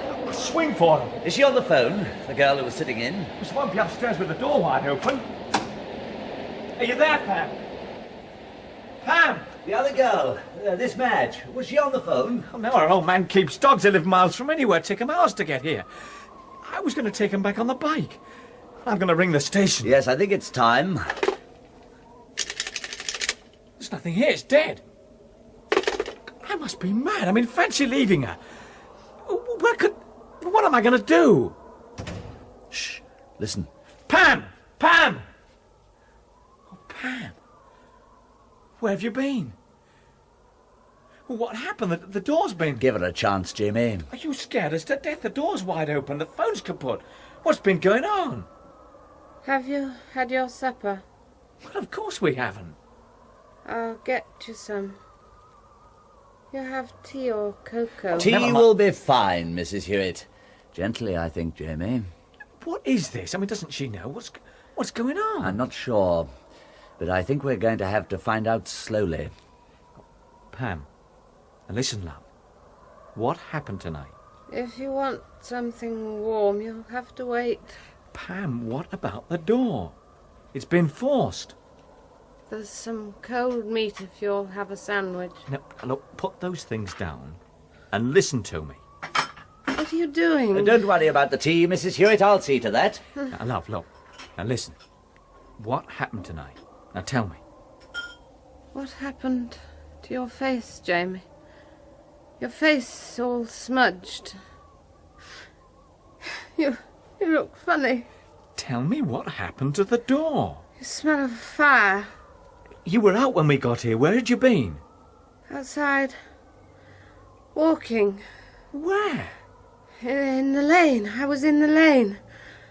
I don't know. Let me get you a drink. I was making a drink. Never mind about the... Perhaps it would help, Jamie. I suppose that phone will still be dead. Well, yeah, of course it will. You're not expecting it was an exchange fault. No. No, I lay a bet the wire's been cut. I think something similar may have happened to Mrs. Hewitt. You mean that's why she won't tell us anything? I don't think it's a question of her being unwilling. I think she's unable. But why? Because she's forgotten. Well, just like that. I mean, amnesia. She remembered me. Well, you. I mean, I thought everything went. The lot. Not always. Sometimes it's a safety valve. In effect, you forget what you have to forget. Have to? Or crack. Or so they say. You mean the head shrinkers? Well, it doesn't seem at all unlikely to me that there should be some natural way of cushioning a shock which might otherwise be unbearable. After all, I believe in a God of mercy. It's the instinctive equivalent of what the doctor does with his sedatives. Poor kid. I wonder what the hell they've done to her. By the looks of it, nothing physical. At least you can be thankful for that. I should say they've worked on her nerves. Scared her half to death. Well, she's had a hell of a shock. Yeah. I think shock would be the medical term for her condition at the moment. Questioning only distresses her. In my own house? I look forward to the time when I can get my hands on somebody's collar. I mean, somewhere behind all this hokey-pokey, there's bound to be some flesh and blood, and I'm going to get me a piece. I mean, why pick on her? Your most vulnerable spot, Jamie. The way to a man's heart is through his woman. I'd like to pay a visit to that rest home, sort out that Belias twit. And make it plain to him that we know all about him, and therefore about Mrs. Leslie. If we can conceal that, she has another 2 days to live, and we have a chance of saving her. But we're not going to be able to do it without help. You've had a taste of the malice that exists behind all this. It's evil and it's alert. It's time we called in the cavalry. It's going to be like walking on eggs, but somehow we've got to set the full machinery in motion without tipping our hand. It's funny, I can't seem to find the sugar. Oh, well, maybe Madge put it somewhere. Madge? Lord, yes, Madge. Well, what happened to her? Did she leave early? Don't know. I can't remember. Why can't I think? There's something about Madge. Don't worry, Mrs. Hewitt. Jamie, I'll get the bike and ride over to the girls' place. Check she's all right. Oh, thanks. It was something about supper. I was making something for supper. Yes, I may have made some pastry. Well, that's something. If it's been eaten, she must have only left recently. It's here. It's not been eaten. It's not even been baked. Why? Why can't I remember? Oh, Jamie, what's happening to me? All right, love. That's all right now. You've had a scare, and it'll all come back. Looks like the girl might not have come at all. Very convenient for them. Yeah, too convenient.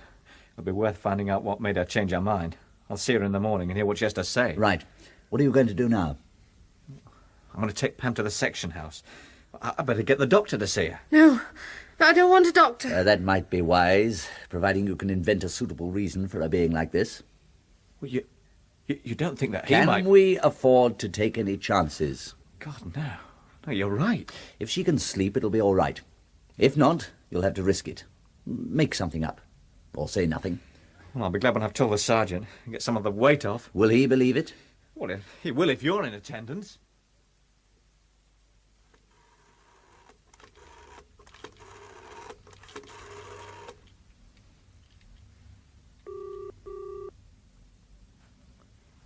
Well, there's your phone in action again, anyway. Pity the rust won't mend as easy.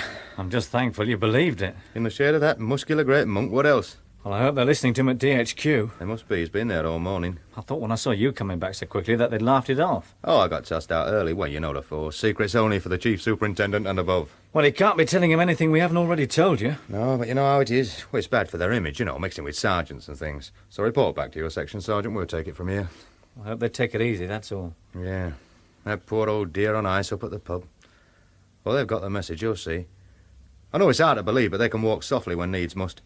They want to know why you didn't report it earlier, incidentally. Oh, naturally. That's the standard operating procedure. In every situation, leap unerringly to the old standby and see what you can blame the PC for. You know just how much they'd have been impressed if I had reported it at the beginning. I know, but you get a rollicking anyway. You can't argue with the facts of life. What are you planning to do with that lass of yours till all this is over? Would you like her to stay here with my missus? Well, would you? She's been here in the bed all morning. Oh, thanks. Well, it'll only be till tomorrow night. All right. Win, lose, or draw. Well, what do you think? I mean, can it be done? Can we get them before they can kill Mrs. Leslie? I don't know. The trouble is we've nothing on them. Nothing solid. They'll have to be taken in the act. It's the only way. Exactly. And how do we ring the district without tipping them off? Well, the answer to that little problem is no doubt what they're working out right now at DHQ. Come on, get your helmet. I don't fancy sitting around here any longer. Let's go and see your sitter's father. What's his name? Harris. Ah, that's right. Come on. You think the lass herself is all right, then? Madge? Oh, yes. It was obvious she was as puzzled as anybody why he was making such a fuss. She said it wasn't like her old man to get excited about anything except his dogs. Apparently he got pretty nasty before she understood that he wasn't kidding. Did he, give her any reason why she wasn't to go to your place? Well, none that made any sense. But he was determined that she shouldn't go. Very. You'd have thought it was a matter of life or death. That's what she said. And what do you think? Sounds like he was told to warn her off by somebody who was able to give him a right scare. It'll be interesting to find out who, if we can. Well, he must know enough to know what to be scared of.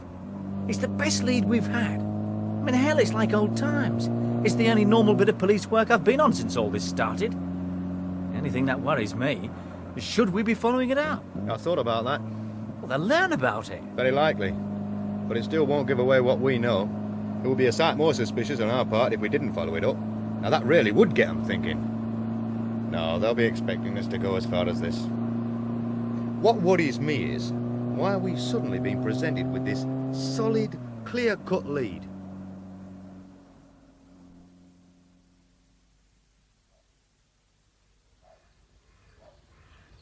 That's his place.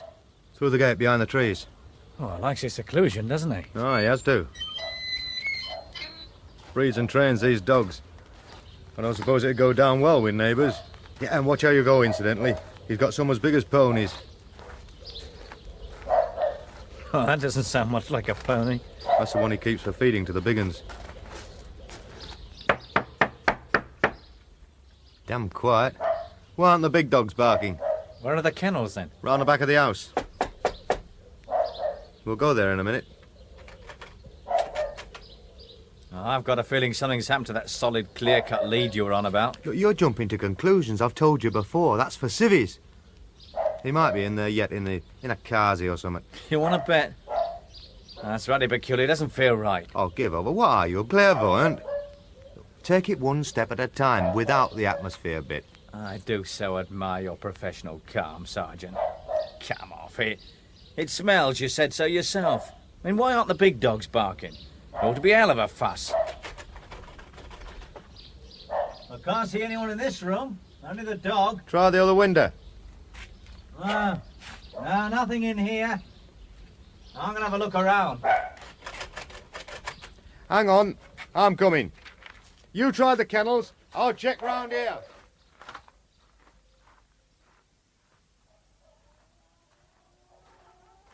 They're all like this one. Cages wide open. Nothing, not a thing. No, there's not round there either. Maybe he's got them all out somewhere, exercising. Well, I shouldn't have thought so, not all at once. And they take a bit of handling, especially on what he feeds them on. What does he feed them on? Raw meat. In that storeroom down there, a load of it. Maybe he cooks it. Not by the look of the scraps in the cages. They'd be a bit of a handful, wouldn't they? I mean, big dogs on a diet like that. I shouldn't care to meet one in the dark. Hang on, there's still the barn. Let's have a look in the barn. You nosy old devil. You're the same, you old bobbies. Poke around for hours when somebody's back's turned. Where's the police instinct? Oh, aye, that, and not trusting your mother.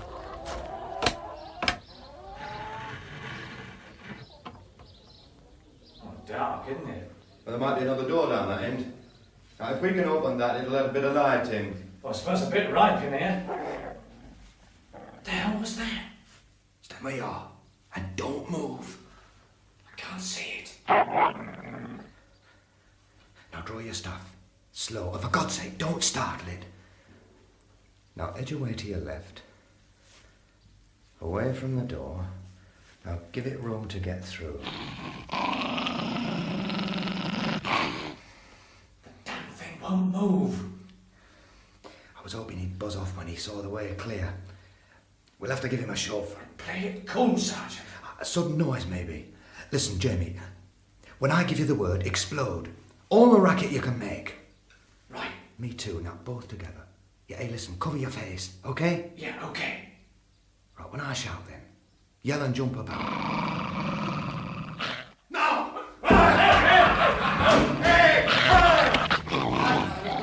Hold it. Bastard won't move. I can see him now, can you? Just his eyes. Why won't he move? What's he got there? What's that? A pitchfork. Get over to the wall. I'm gonna have a go at him with this. Watch yourself then. Get out of it! Get out! Ah! Ah, you've got it. Oh, there he goes. Hell, what a size. What's he got down there? Some meat? His muzzle looks all red. Hey, Sarge. Have a walk down there and open that door. Now get me some light here. What? Well, yeah. Yeah, sure, okay. Well, that all right enough? Plenty. Well, what is it? What have you found? What have he got down there that he didn't want to let go of? Well, he certainly tried to... Good God in heaven. God. He certainly had some meat, all right. What is it? What was that? Harris. Yeah, as far as you can tell. Poor devil. He's cold. But not stiff yet. How long would you say? That's the medic's pigeon. Oh, come on, now, you're not in court. Yeah, all right, well, between friends, I'd say early this morning. It's fairly warm in here. He wouldn't cool off all that fast. Well, what went wrong, I wonder? He knew too much. That's what went wrong. What, you mean... Well, you don't think it was an accident? Give over his own dog. Well, you hear some funny stories about Alsatians. He was an expert, not some unattended kid. I knew it was too good to be true. Having a lead like this, now look at it. Look, all right, so he knew something. I mean, I can understand why they figured this was necessary. But how? I mean, how did they manage it? Well, I don't know that it would be too difficult, given time. And out here they could have had lots of that. Wait a minute. What about his daughter? Where was she last night? Oh, in town. She spent the night with her married sister. Convenient, isn't it? Why, did she say? Well, because he was in such a temper. Well, by the time he'd finished making sure she kept away from Pam, they were having a tearing row. Now, I think she was scared to go home. Hey, do you think that's what he intended her to be? Well, don't you? It's obvious he was under some sort of instructions to keep her away from your place. I'll make a little bet those instructions went further. And he was told to make sure he came home alone. So they had all the time in the world to provoke the dog somehow. Or dogs. Where are the rest of them? The kennels are empty. They're all loose somewhere. But just roaming about savage. Good God. We'll have to warn the farmers. There's nobody else out here, is there? It's not half as bad as the alternative. What's that? That they've got them under control somewhere. Ready for when they're needed. Oh, get away. Yeah, it's potty, isn't it? Till you look at Chummy here. All right, I mean, once. Well, this I can see, but again. But it's right up their street. Messy. Put the fear of God. Well, you know what I mean. Up the district when it gets around, and above all, it's clever. Clever? Jamie, lad, look, both you and me, we know this poor slob's been murdered. And we both know what the verdict's going to be. Accidental death. Because we haven't a chance, not an hope of proving anything else. That's clever enough for me. Now, let's face it, Jamie, if one night they trot out another animal somewhere all worked up to kill, and some poor devil's found with his throat torn out, it's going to be the same blasted verdict. Accidental death. They're onto a good thing. You better stay here and keep an eye on things. I'm going to ring in. Hey, what if Fido decides to come back? Well, you know what they say. Never pat strange animals.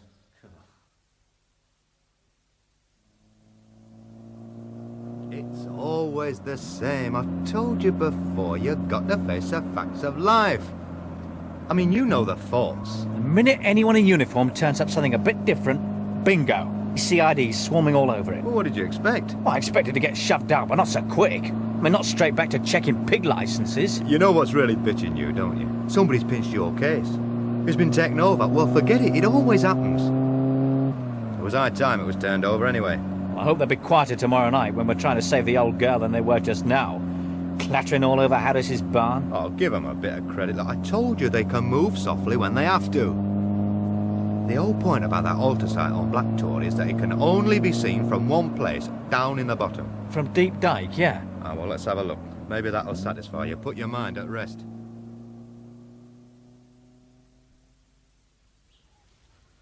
The cottage is just down there. You'll see it in a minute. Yeah, they ought to have somebody down here keeping a lookout. I always said you had the makings of a superintendent. Yeah, I'll have that in writing. You know, I'm right there. I mean, somebody who could signal the party up on the Tor if there was anybody snooping about down here. Hey, hold it. Hey, will you look at that cheeky mister? Calm as you please. He could do with a wash. He could do with a boot. It's no time to be encouraging tramps. Hey, look at that fire. I bet there's a rabbit in that ruddy pot. That's if he hasn't lifted a chicken from somebody. I'm going to move him on. We've enough on without this old tea leaf here. Now you're talking like some typical country bobby.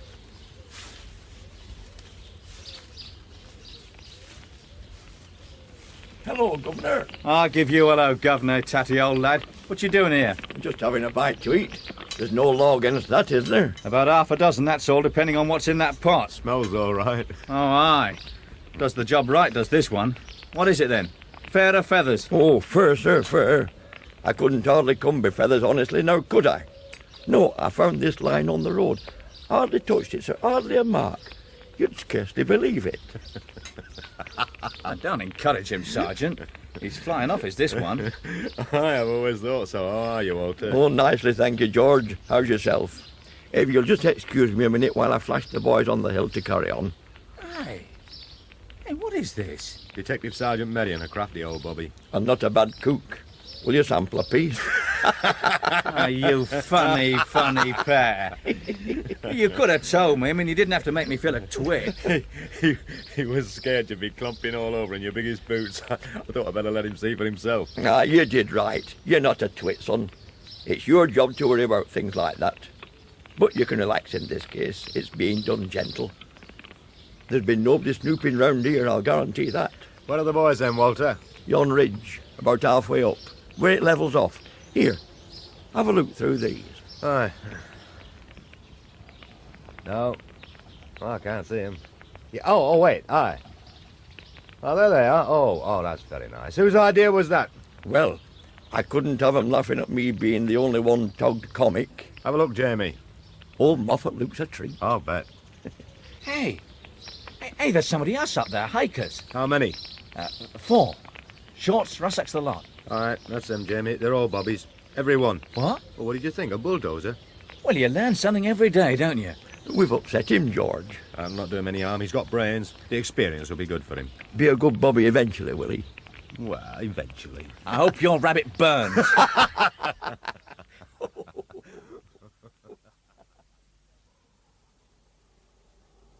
Early night for once. Do us all good. Not so early either. Sunset already. Wonderful sky. Too red. Reminds me of... I'll put the light on. Oh, no, wait.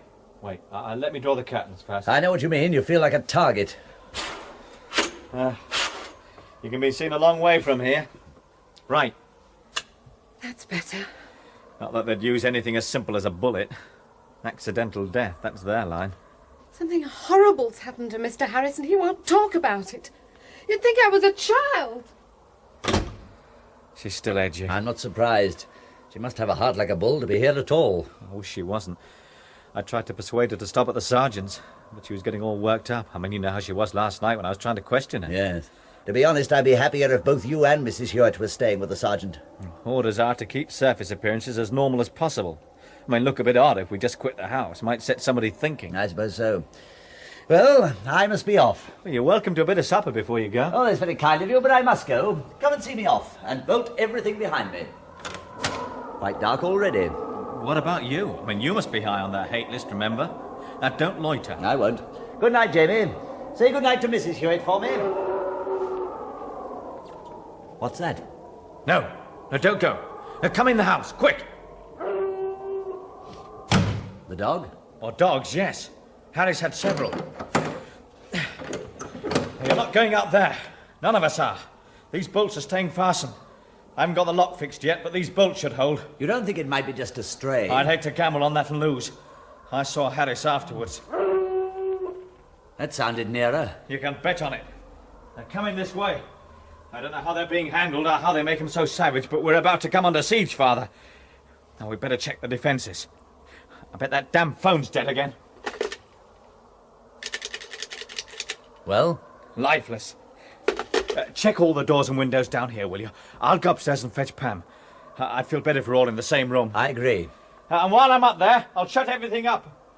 I don't know why, when the damn things can't fly, but I'll shut them anyway. You do that. I'll see to things downstairs, then we'll settle in here. It might be a long night.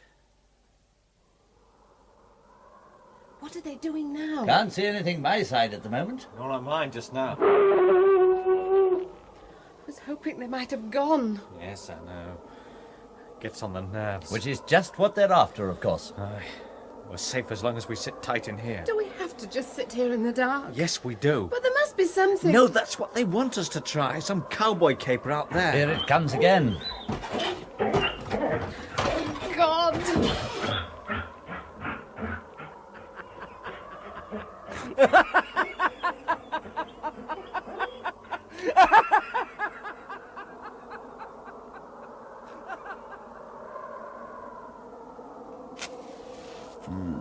Thanks.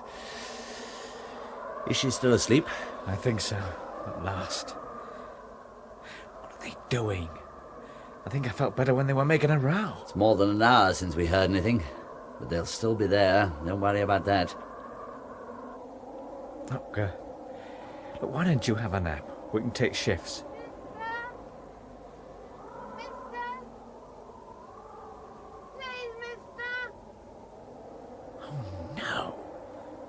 Not a kid. Not out there. Not amongst the... Well, what's out there? What is it? God, no.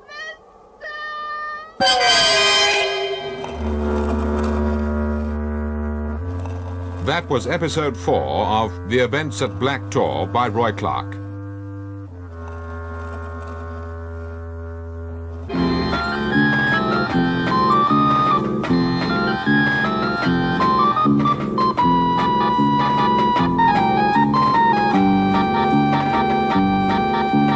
Listen to the next episode of Alan Ayckbourn's production of The Events at Black Tor. The things that emerge with the dark.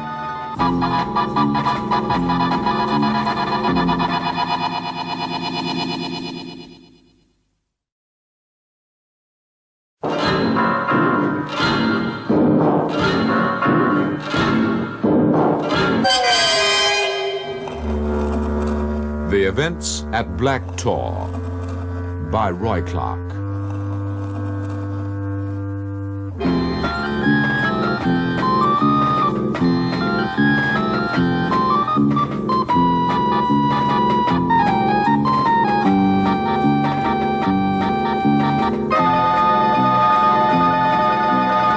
The Events at Black Tor, Episode 5, The Things That Emerge with the Dark, in which the trap is sprung and Jamie receives a shock.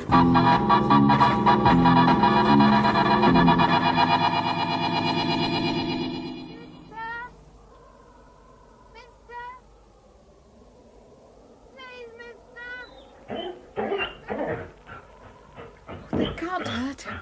Surely they can't, not to a child. It's a trick. Of course it's a trick to get us outside. But it's a good one, isn't it? The best. It's perfect. We've no choice. We've just got to go.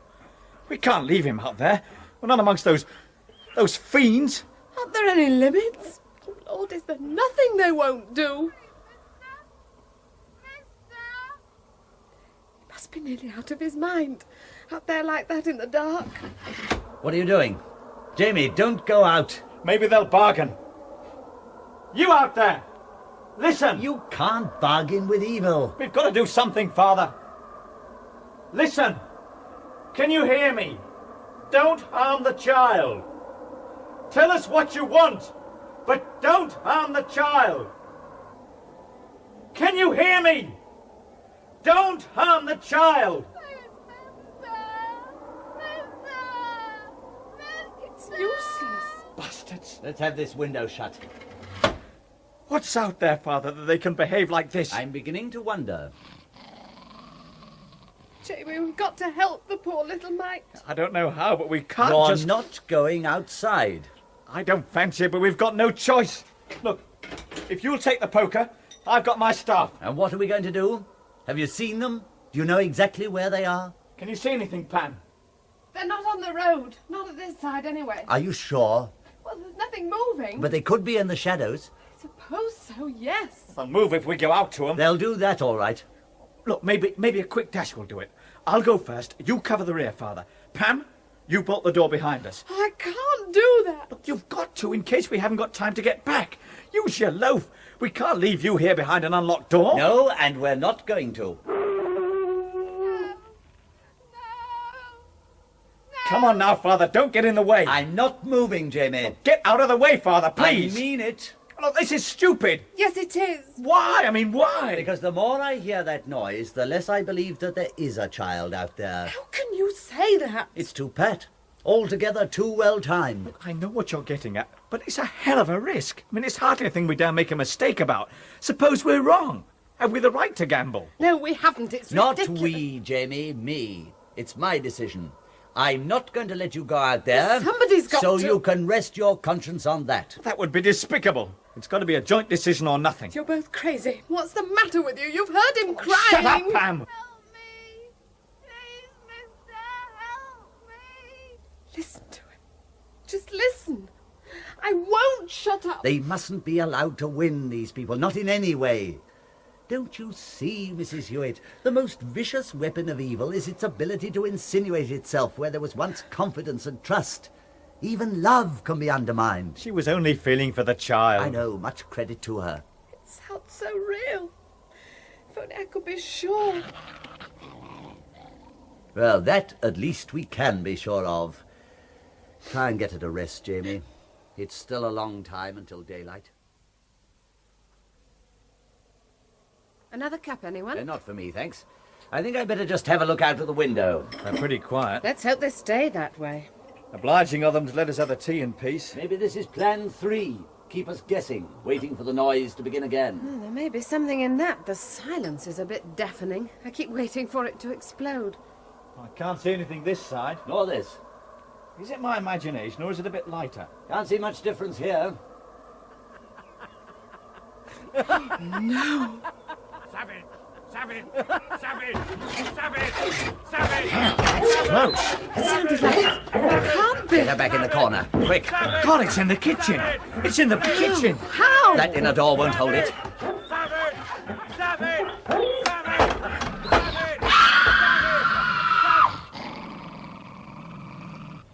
Keep still. Absolutely still. Where's that small chair? To your left a bit. When I move, get her behind you. Cover her and stay like that. Is that clear? What are you... Don't argue, do it. You ready? Yeah! Oh, no, no! He'll never hold it. Not with that little chap. God, he's down! Oh, he's grappling with it.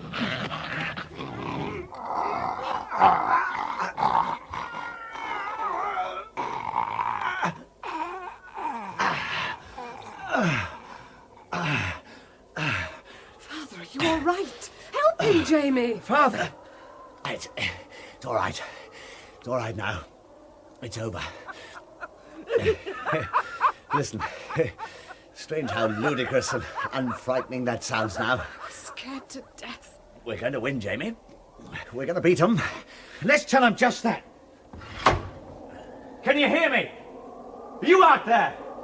You've lost! You've lost! We're gonna beat you yet! Savage! Savage! Savage! Savage! Drop dead! Savage! Not very practical, but I feel better. Hey, it is getting lighter, you know. Oh, good. Can we have the house lights on now, do you think? Yes, let's have them on. Let's have them all on. They'll have to scarper soon now. It's nearly morning. Well, how about that, Father? I suppose they disappear in a puff of smoke at the first ray of daylight. Switch them on, Pam. Oh, it's good to get out of that darkness. God, look at the size of that dog. How the hell did he get in? Hey, Father, Just a small point, but... Well, whose blood is that trickling down your fingers? Oh, God, he's hurt. I rather suspect it's mine. Here, get some hot water, Pam. Well, why didn't you tell us? I mean, why let me go waffling on, shouting defiance through the windows like a great twit? Oh, do you know, I wasn't absolutely sure. There were so many sensations. Here, let's have a look. Come on, roll up these damn great sleeves. Oh. Oh, Father. We'll have to tie something round that. The sleeves were a great help, really. They took a lot of the impact from the teeth. It's funny, the arm didn't seem to matter at the time. You think only of the face. So you strangled him? Well, let's say I couldn't think of more subtle reactions. God, he's a big brute. It's a good job you are, too. Well, don't ever turn lawless, do you hear? I wouldn't fancy those great mitts of yours round my throat. It's not the same dog that Harry's got, incidentally. It's a different colour. And they must have some others, too. Well, one other at least. Here, does that feel too tight? Yes, it does a bit. Oh, then it'll do. Here, now, you come on into the kitchen. That water should be ready.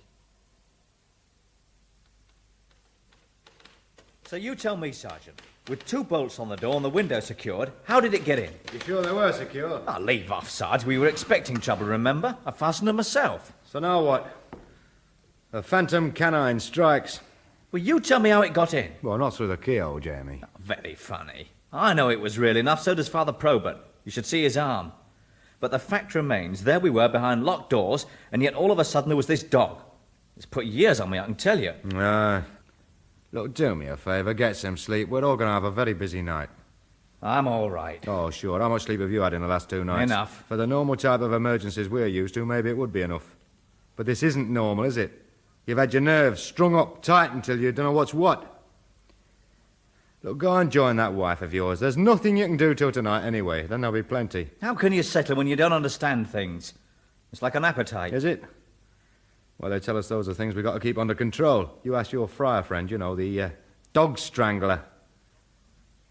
It's marvellous what they got in reserve, some of these men of peace. You're in a right mood this afternoon, aren't you? You're as keyed up as I am.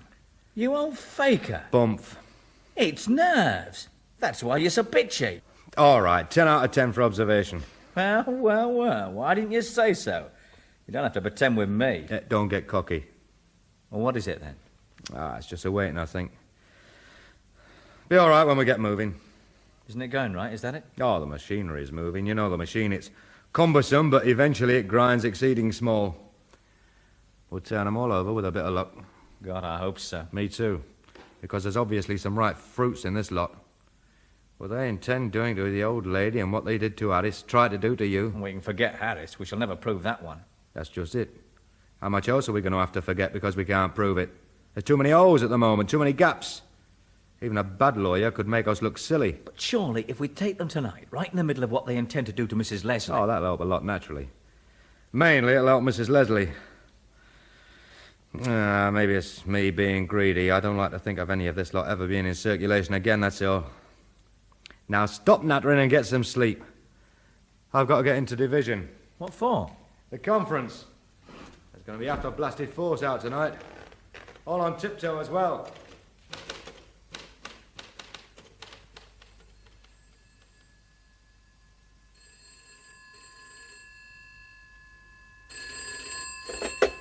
Superintendent speaking.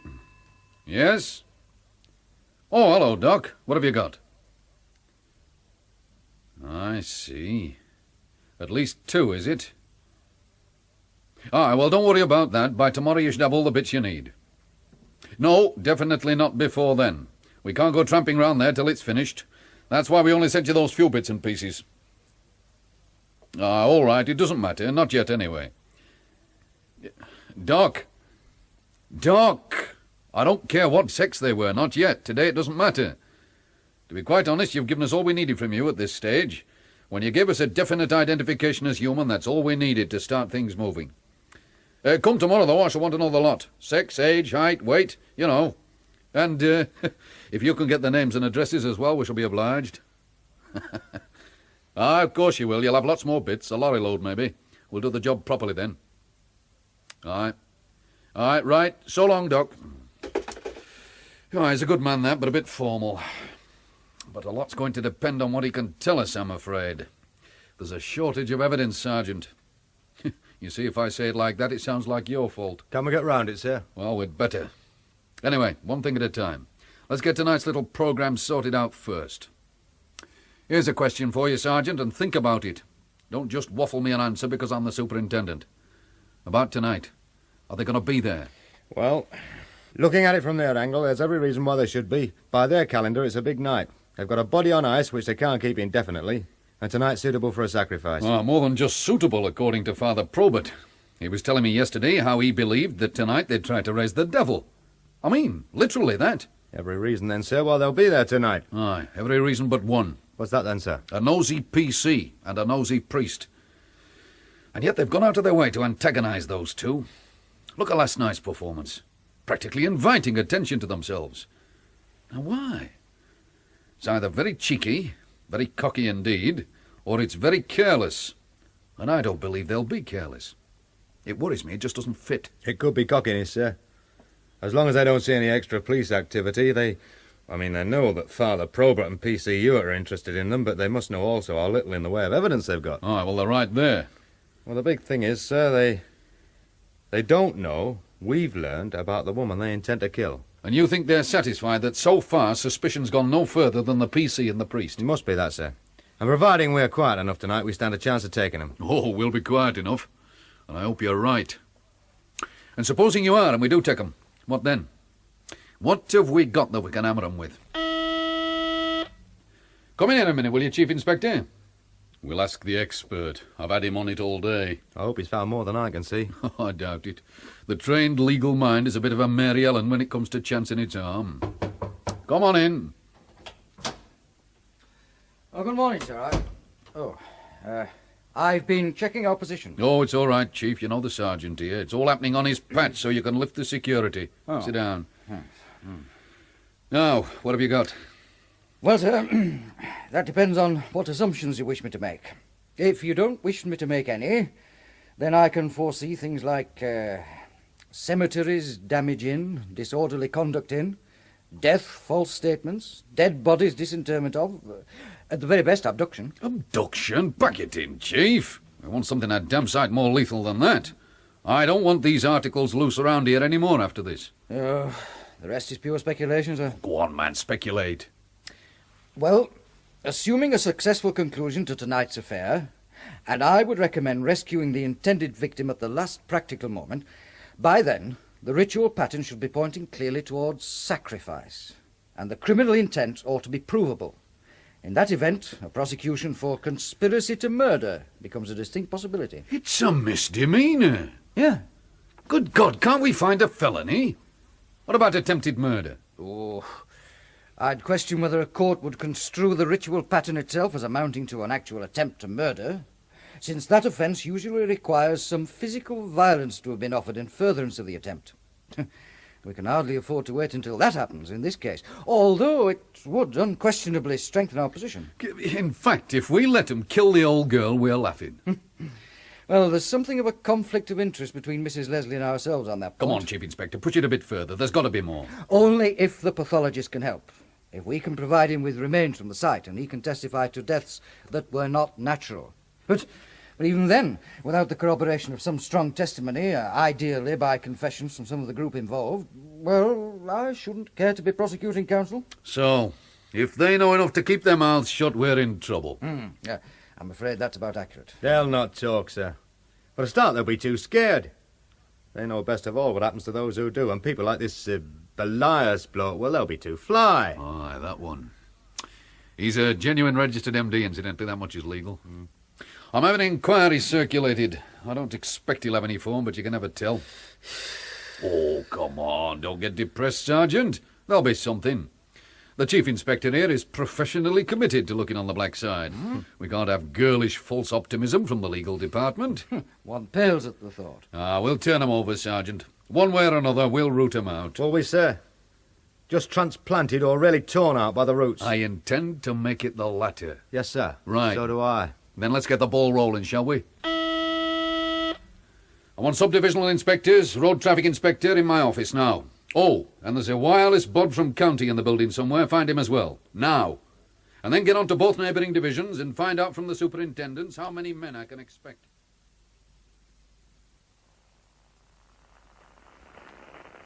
Come in, Father. Glad you could manage it. How's that arm? Oh, I wouldn't miss tonight, Superintendent. The arm will heal, thank you. Good. Well, come and sit with the sergeant here. Keep him down. He keeps wanting something to do. Hello, Father. I must admit I'm fed up with this waiting. Oh, I know just how you feel, Sergeant. I've been watching the clock, too. Well, you can both just sit there and watch me stick these little flags in the map. You see, I have got something to do. Privilege of rank, you know. It's not energetic, but it does make you feel a bit like Napoleon. Who was that? Spider 3, sir. Reporting Spider 5 now nearly reached the summit. Oh, aye, somebody else fed up with nothing to do, making unnecessary reports. Spider 5 at the moment, Father, is climbing Black Tor with a damn great set on his back. He'll be able to look right down on them. They'll not expect anybody up there. I shouldn't think they would. It's sheer rock face from above that altar site. Ah, he volunteered. It's his hobby. Some idiot from the next division. You know, they get younger, these bobbies. I'm sure I was never as young as that, even at school. We've not sent him up before now, in case he freezes to death. We've got the rest of the area cordoned, as you can see from the map. Now, you seem fairly thick on the ground. It's as big a turnout as I can remember. Whatever goes out or comes in, we shall know. That is, if they use the roads. I'm assuming that broomsticks are out. You can't get the bristles, you know. Hello, Webb. Spider 5 calling. You turn it up a bit, son. Sir? Hello, Webb. Hello, Webb. Spider 5 calling. Message for you. Over. Hello, Spider 5. Receiving you strength 4. Pass your message. Over. Hello, Webb. Message begins. I'm in position. I'm in position. Excellent view. I say again, excellent view. Over. Just listen at it. He thinks he's up there for the scenery. Tell him to keep his head down. Hello, Spider 5. Your message received and understood. Now maintain maximum concealment. I say again, maximum concealment. Over and out. Hello, Webb. Wilco, out. He's done well making that climb. Ah, well, if he gets down in one piece, he'll no doubt pick up a commendation. Well, that's the last flag. The web's complete. All we've got to do now is wait for the dark. And for the things that emerge with the dark. Get that cadet to get some tea in here. Have another one, Father. I'm smoking far too many, but I will. I shall regret this indiscipline come next Lent. Is Jamie going to miss the party, then? No, he stays in the house just long enough to make things seem ordinary, that's all. Pretends to go to bed, you know, that sort of thing. We'll pick him up when we begin to close in. And Mrs. Hewitt? My missus should have her tucked up in bed by now. Hello, Webb. Spider 1 calling. All right, this could be it. Let's all hear it, son. Sir. Hello, Webb. Hello, Webb. Spider 1 calling. Spider 1 calling. Message for you. Over. Hello, Spider 1. Hello, Spider 1. Pass your message. Over. Hello, Webb. Message begins. Suspect has just left his premises in grey, unlettered van, believed Thames trader. Registered number, Banjo X-Ray Fox 132. I say again, Banjo X-Ray Fox 132. Heading north. Message ends. Over. That's the Undertaker. Heading north. That'll be here. This road, straight for the Traveller's Rest. Tell him okay, maintain position. Hello. That grey van will be for Mrs. Leslie. Maintain position. It looks like the game's Over on. and out. We've started. Hello, Webb. Hello, Webb. Spider 4 calling. Message for you. Over. Hello, Spider 4. Pass your message. Over. Hello, Webb. Message begins. Rover saloon car, believe 5 occupants, just entered Traveller's Rest yard. Message ends. Over. That makes 4 vehicles in there now, including the Undertaker's plain van. Ask him if he can see what they're doing. Hello, Spider 4. Your message received and understood. Have you observed actions of occupants of these vehicles? Over. Hello, Webb. Hello, Webb. Van driver observed to enter premises, not yet returned. Occupants of other vehicles are still in their cars. They're just sitting there. Over. Okay, tell him to maintain observations. Hello, Spider No 4. doubt about it now. Maintain This is it. observations. They're Over waiting for and Belias. I shall feel a lot better when he's safely under our noses. Have you got someone near the home, Superintendent? Yes, Spider 2. From where he is, you can see the drive. He'll know when Belias leaves. Hello, Webb. Hello, Webb. Hello, Spider this could be 5 it now. calling. Hello, Webb. Hello, Webb. Spider 5 calling. Spider 5 calling. Message for you. Over. The hell's he want? They can't be at the Tor yet. He sounds frozen. Hello, Spider 5. Pass your message. Over. Hello, Webb. Message begins. Nothing to report on Black Tor. Over. Oh, get him off the air. Poor lad, you're not going to keep him up there till daylight, are you? It's a summer night, remember? Night of the summer festival. Not at that height. No wonder he felt he had to call. He must think the world's empty. Ah, we'll get him some lights up and help him down as soon as we can. He'll be all right. Think of the stars. Then there'll be a moon later. He's got enormous guts climbing up there. Hello, Webb. Hello, Webb. Spider 2 Hello. calling. That's it. Spider 2 calling. Message for you. Over. Hello, Spider 2. Pass your message. Over. Hello, Webb. Message begins. Bentley Saloon car, registration number not known, left the old people's home at 22:45 hours. Proceeded north on B6149. Message ends. Over. Oh, that's 5 minutes ago. I bet he was trying to call us when young Mountain Goat was on the air. If it is Belias, and who else in a Bentley? They'll be nearly at the Travellers' by now. Tell him to resume watch. Hello. Do we begin moving in now, Superintendent? No, not until that car turns into the Travellers, and then only to the second positions. I want them all on the Tor, nicely preoccupied before we really close in. Hello, Webb. Hello, Webb. Spider 4 calling. Message for you. Over. Hello, Spider 4. Pass your message. Over. Hello, Webb. Message begins. Bentley Saloon car, registration number not known, just entered the Travellers' Rest Yard. Message ends. Over. Okay, son, give them all the word to move to the second stations. I shall be in the car if you want me. Come on, Father. Sergeant, let's get on the way. Hello, all stations. Hello, all stations. Webb calling.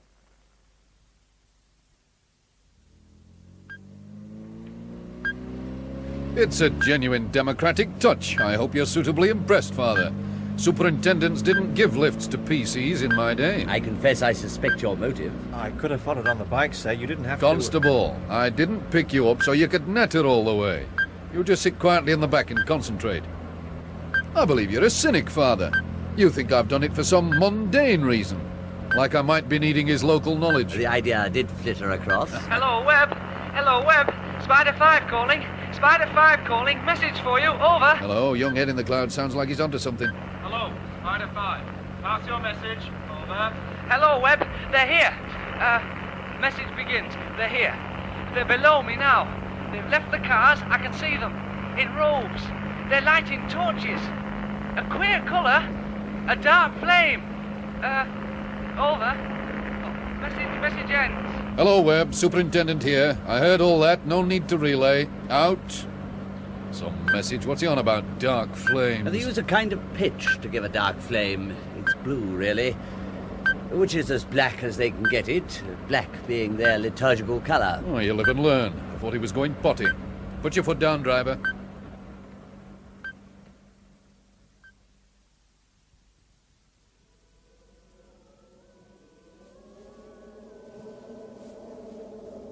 We move in closer. We will. He's waiting till that fire of theirs gets good and bright.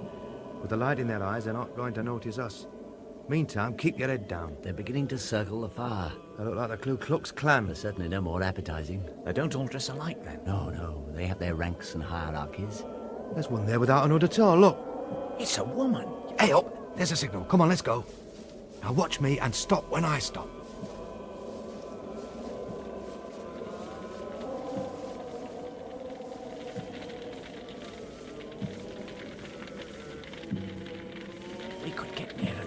Relax. We can see from here. No point in going any nearer till they produce Mrs. Leslie. I can't see any signs of her, can you? Not yet. What a mob. You wouldn't dream, would you, not in this day and age? And what a way to get your kid. Distorted, isn't it? Their movements seem vile. Yeah, and look, there's that one without the hood again. Gosh, she only looks a bit of a lass. How did they... What the hell are you doing? Get down. Jamie, what's the matter? Get down, lad, get down. Let me go. Let go of me. What's the matter with him? Oh, Lord. Look. Look who it is. It's Pam. It's Pam. That was episode 5 of The Events at Black Tor by Roy Clarke.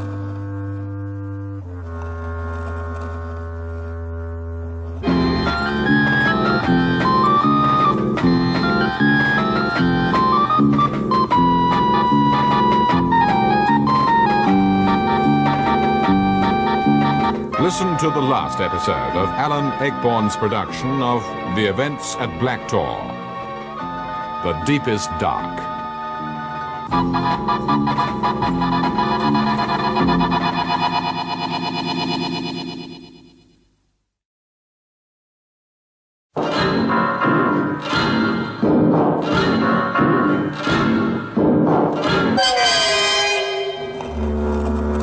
The Events at Black Tor by Roy Clarke.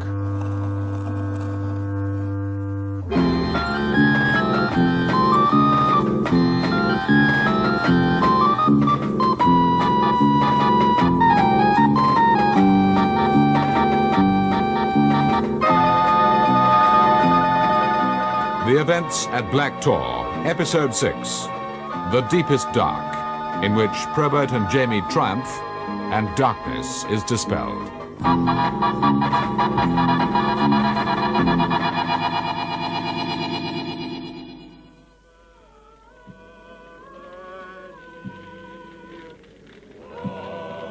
God!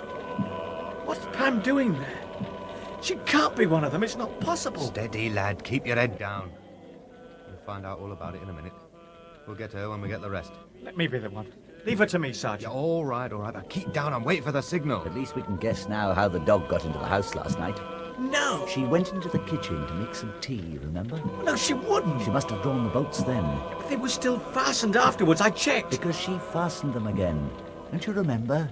You were fixing my arm. She went back into the kitchen to get some water. I don't believe it. Can you believe any of it? These are English hills, an English summer night. Yet look at that lot round the fire. Where do we stop believing? What do I do? What is there to do except go on trusting her? You've got to. That's right, lad. Now wait until you find out. Hey, up. Look, there's something happening at the fire. Why doesn't he give the signal? Because it isn't time yet. He knows what he's doing. He has to wait until they're working up to the sacrifice. We've got to take them almost in the act. They're carrying something. No prizes for guessing what's in that bundle. No, indeed. Damn it, they'll smother her wrapped up like that. They'll not do that. They want her alive. It'll not be long now, Jamie. That's Mrs. Leslie they've got laid on that slab. Pray God she's still drugged. Amen. Can't see any movement, though. So it does seem likely.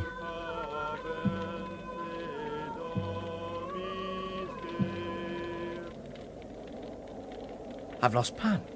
I can't see her. They're forming up round the altar. She'll be among them. That'll be Wallace then in the fancy robes. I imagine so.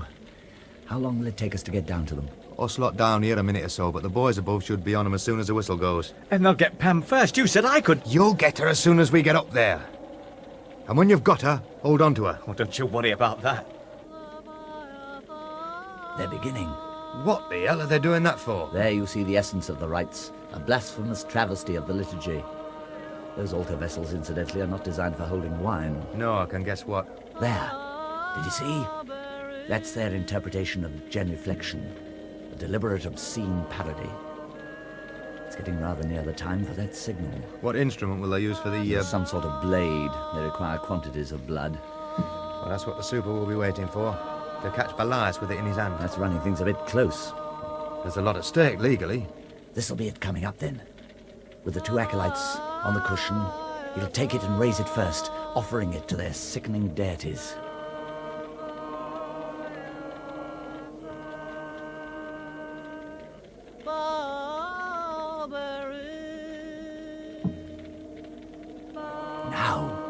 Now! Come on, come on.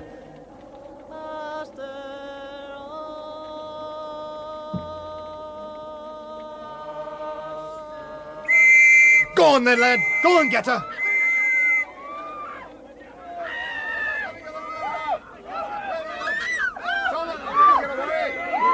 Get that one with a knife! Keep him away from that bundle on the slab! You three, yes, you man, get to that altar! Don't let anybody near and don't touch that bundle! Sergeant! Sergeant! Tell this fool to take his hands off her! Jamie, he's only doing his job. What's that about, Sergeant? I was only taking her off with the rest. She stops here. Now, shut up, Jamie. It's all right, son. You can leave her with me. I'll see to it. All right by me. You're the sergeant. I can't get near the altar. Your superintendent's declared it a prohibited area. She won't look at me. Won't, Jamie, or can't? Lend me your torch, Sergeant. What? Oh, here. They're bringing Belias in. I was beginning to think he'd nipped off. Look at her eyes, Jamie. She's drugged silly. How the hell did they get her away from my missus? No doubt we'll find that out later. In the meantime, rest easier, Jamie. She doesn't look like someone who's here by her own act of will. At the moment, I say she hadn't even got a will. What about that business with the boats? It'll keep, Jamie. Just look after her. She's had a rough time, worse than any of us, except perhaps that poor Mrs. Leslie. Aye, keep her warm, lad, and take that fancy dress off her. Wrap her in something else, and take her nearer the fire. Bring that man over here. If it is a man under that hood.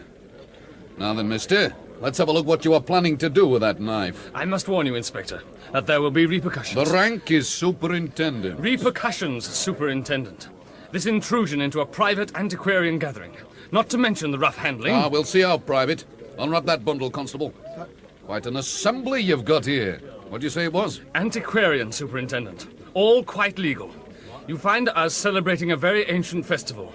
He's a cool devil. Sir! What is it, Constable? I think you'd better have a look, sir. What's in here, sir? What the hell? It's a... That's right, Superintendent. A goat. A black goat. I assure you it's the customary offering on these occasions. Hell, fire! They've been leading us up the garden path. You appear surprised. Were you expecting something else? The animal's quite dead, of course. We no longer practice with quite the same exuberance as our forefathers. You will find it's been humanely slaughtered. We wouldn't care to contravene any regulations. All right. You've been very smart, very clever. And that's a nice line in patter you've got there. But you're nicked, matey. You and all the rest of this noddy club. Good man, that's the way. Now get that hood off. Let's have a look at you. Do it yourself or have it torn off. Very well, Superintendent. If you insist, of course. But you really are digging a pit for yourself. Let me worry about that. There. That's not Belias. Oh, no. How wrong can we get? I must warn you that anything you say from this point onwards may be taken down in writing and may be given in evidence. Palmer. Sir? I want the pathologist. Try his home, try the hospital. Get him down here tonight. And tell him to bring his tools. He can work in the mortuary. Now, don't tell him that we haven't got anything for him to work on yet. If that digging crew don't fall asleep on their shovels, that should be taken care of by the time he gets here. Sergeant. Yes, sir? Have you got a mortuary key? Yes, sir. Right, we'll get somebody to get it opened up then. Get him some water on, plenty of light. Right, sir. Palmer, you can ring from the house. Come on. Right, Sid. Let's have that landlady in here. Unless we can make somebody cough, you tell me how we're going to be able to help that old girl. She'll not talk, Father. She's too hard-faced. Besides, none of them will. Not with Belias loose. He's been a jump ahead all the time. I was hoping someone might be peeved enough at the way he's left them to take the rap to tell us about it. What rap? Oh, come on, wake up, Father. Unless he gets knocked off, unless we can prove the link between the home and this little lot, they're going to walk off free. Oh, surely not. I mean, that night Jamie and I saw the undertaker leaving the home. What did you see, an empty box? What kind of evidence is that? So an old lady has to die a terrible death. If we have to wait for the proper channels, yes. Is there some other way? There might be. Don't ask me. Just answer me this. Will she still be alive? Is there still time? If he wants her as part of an attempt to conjure up some horror better left alone, then I think she has about an hour of life left. In this sense, the witching hour is not midnight, but the deeper darkness. There's one chance. If, and it's a big if, we can scare somebody more than Belias himself can. How on earth can we do that? I've got the undertaker in a cell that we don't use much now, away from the others. Wait for me. I'm going to get the dog handler and his mutt. Give me 5 minutes. If it's going to work, it'll have worked me then.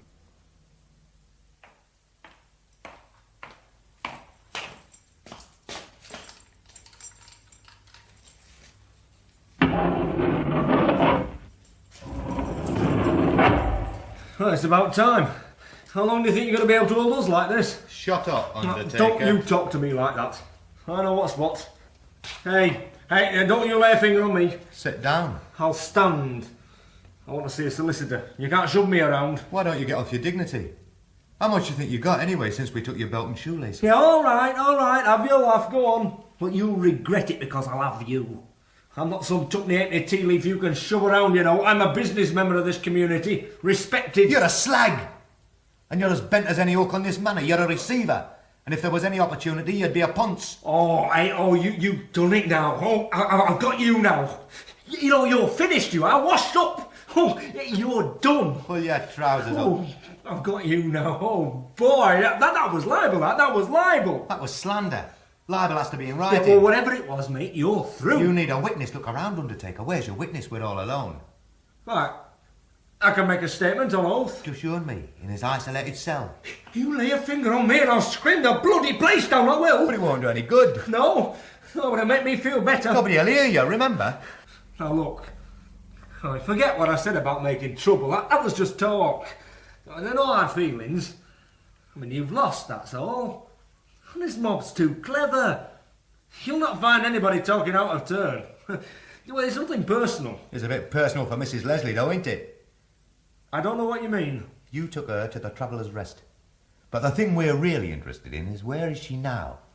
Where did you take her from there? I don't know what you're talking about. You must have an idea how little time she's got left, so you'll understand why this interview can't be gentle. Oh, God, Sergeant, look, can't you see? You can't do anything to me half as bad as they would. Oh, there's one flaw in that argument, Undertaker.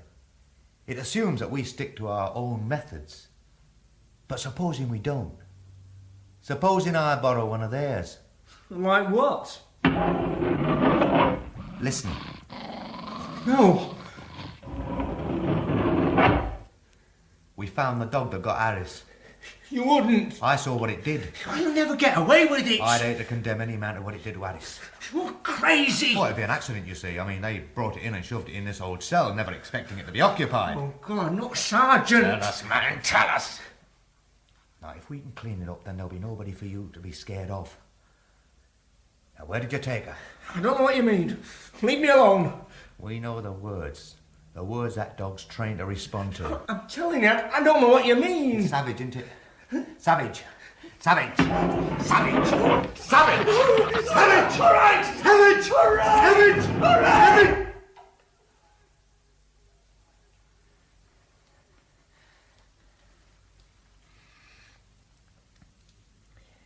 When did you take her from the Travellers?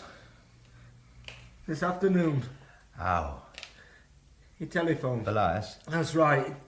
He told me to pick up a van. He had it all ready for me. He told me where to take her. Where? Where? Grassingly. The car park. What? Honest. Leave her there in the van. Lock it up. He had another set of keys. I came home on the bus. What sort was it? A black Dormobile. Number. Number. I don't know, honest. Where's he going to take her from there? I don't know. I don't know. He wouldn't tell me, would he? No, that was the whole point of leaving it in the car park, now, wasn't it? So nobody'd know where he went. Damn. What was in it?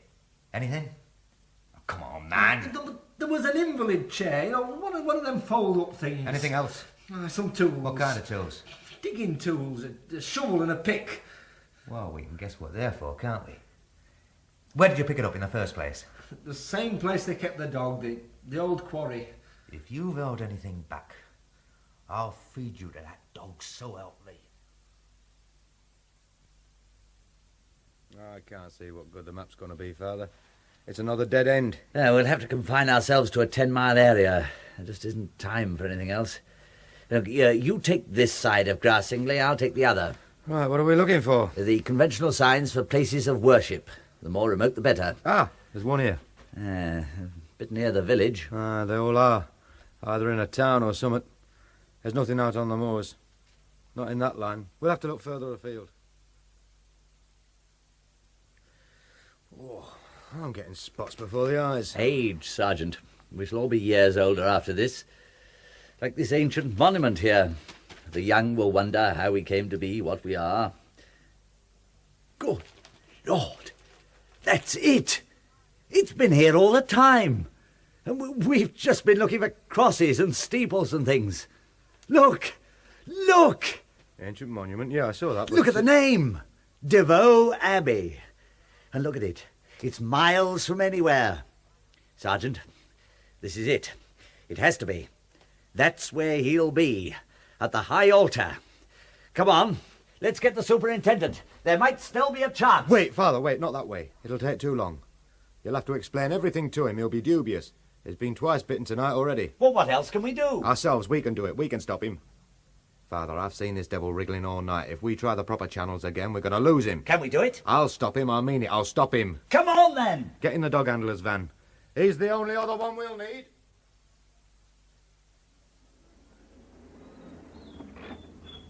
Not far now. I should hope not. It was criminal to stop at the quarry like we did. We weren't gone 2 minutes, Father. You know how important every second is. Trust me. I'm sorry. I'm in your hands, Sergeant. You must do what you think best. It's just that I felt you could have silenced their killer dog on the return journey. Your own animal doesn't seem to like travelling, Constable. Oh, he likes to be on the go, sir. And we are moving a bit. Keep it quiet another minute, Alex. We'll be there. Look, there's the sign ahead. DeVoe Abbey. Turn here. How near dare we go in this thing? Oh, beyond the next bend, I'll cut the engine and lights. We'll glide as far as you'll go.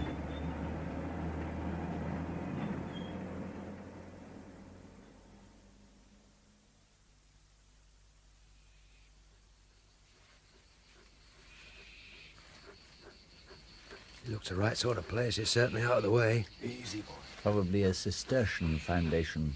They always went for these secluded valleys. There it is. Look! Ah. It's creepy.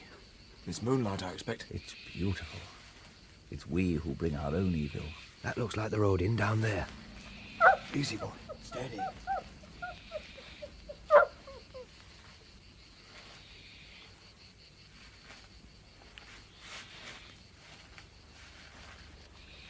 Can you see anything yet? Not yet, but this will be the refectory. That'll be the church over there, the tallest of the remaining walls. The high altar will be at the far end. He'll be there. Can we rush him? We daren't. If he decided to kill her, he could do it before we could stop him. Providing he hasn't already. Alex. Yeah? You stay here and keep the dog quiet. If I flash a torch, come running. Right, Sergeant. Let's go, Father. We'll work our way round by this wall.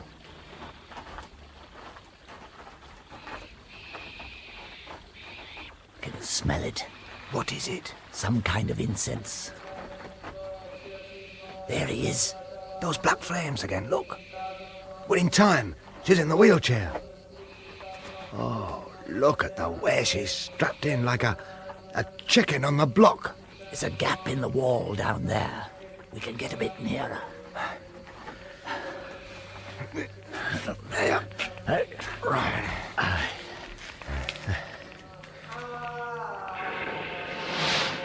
God, did you see his face in that firelight? Like a gargoyle. Something from the Middle Ages, yes. It's all on his features. Avarice, lust, fear. Yes, that's right. Fear. And with good reason. He knows best what terrors he's encouraging. That's the reason for all that paint around him. Those signs and sigils. Their defenses. It's not just rigmarole, it's his lifeline. Notice he has Mrs. Leslie within the circle as well. He daren't step outside, not now the ceremony's begun. I thought the things, whatever they are, he's calling up. I thought they came as servants. Yes, but reluctantly. They're sullen and treacherous. If he makes a mistake, they'll destroy him.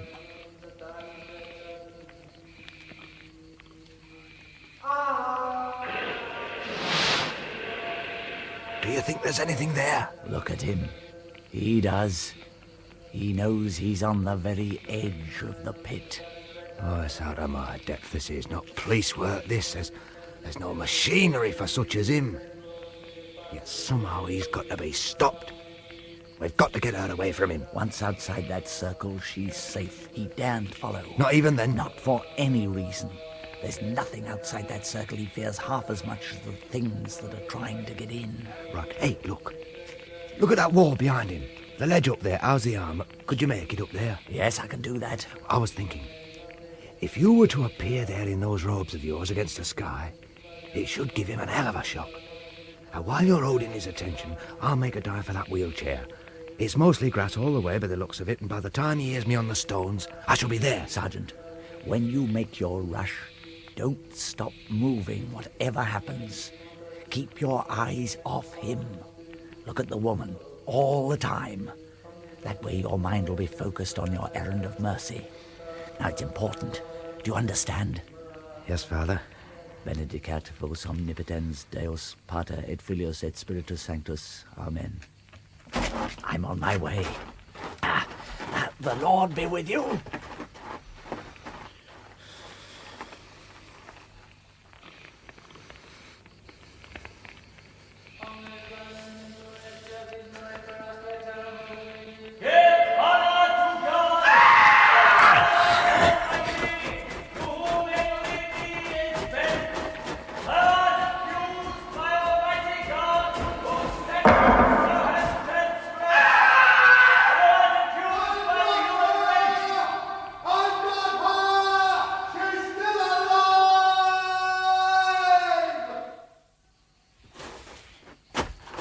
She's all right, Alex.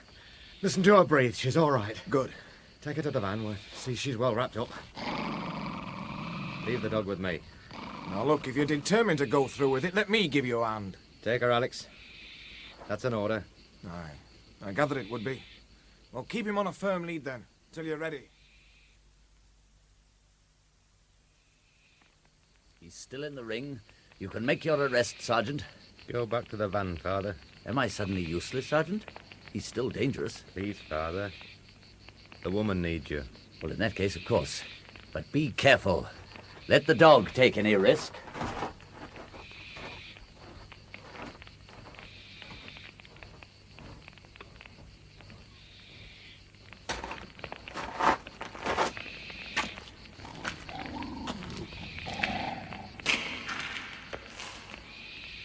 Can you hear me? I'm a police officer. I gather you're not impressed. I must warn you that anything you say may be given in evidence. I must warn you that you're not obliged to say anything. I must warn you that I'm unleashing the dog. I must warn you that this is the animal you yourself had trained. I must warn you that he's savage! Savage! Savage! Savage! Savage! Savage!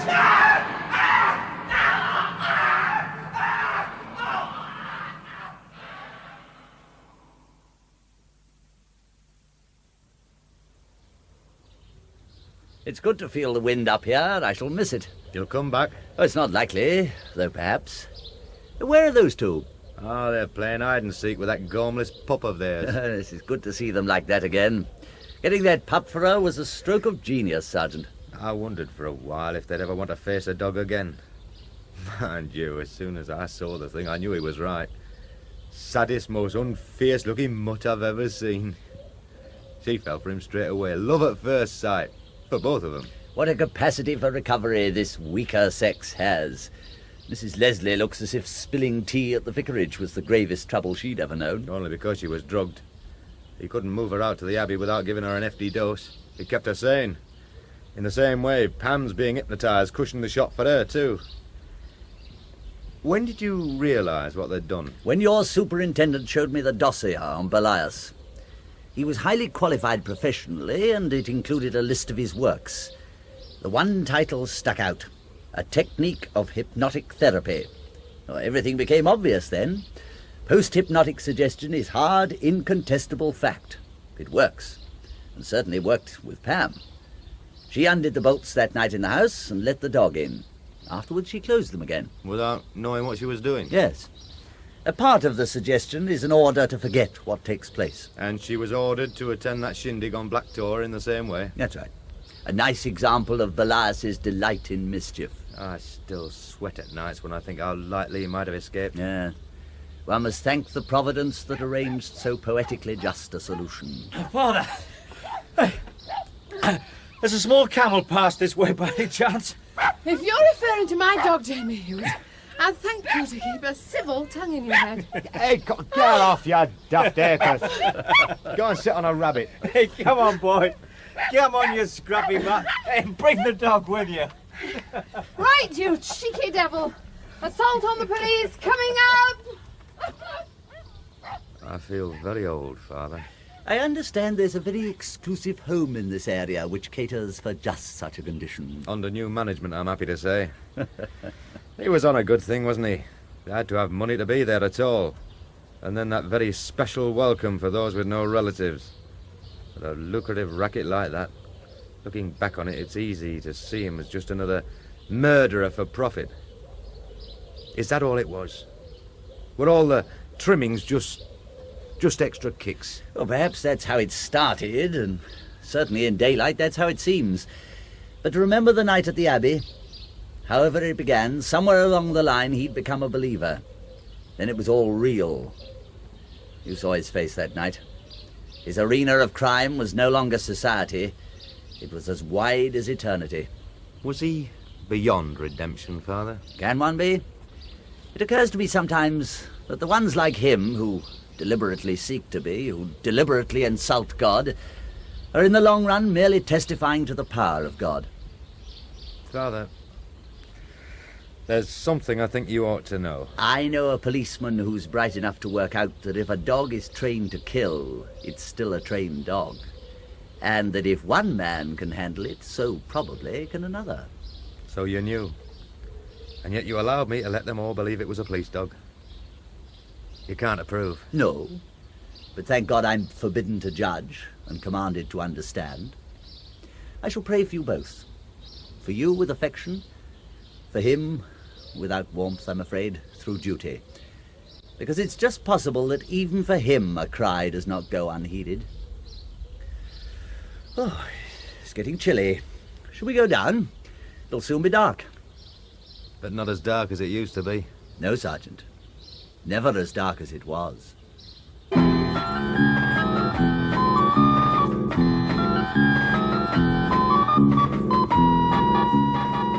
That was the final episode of Roy Clarke's thriller serial.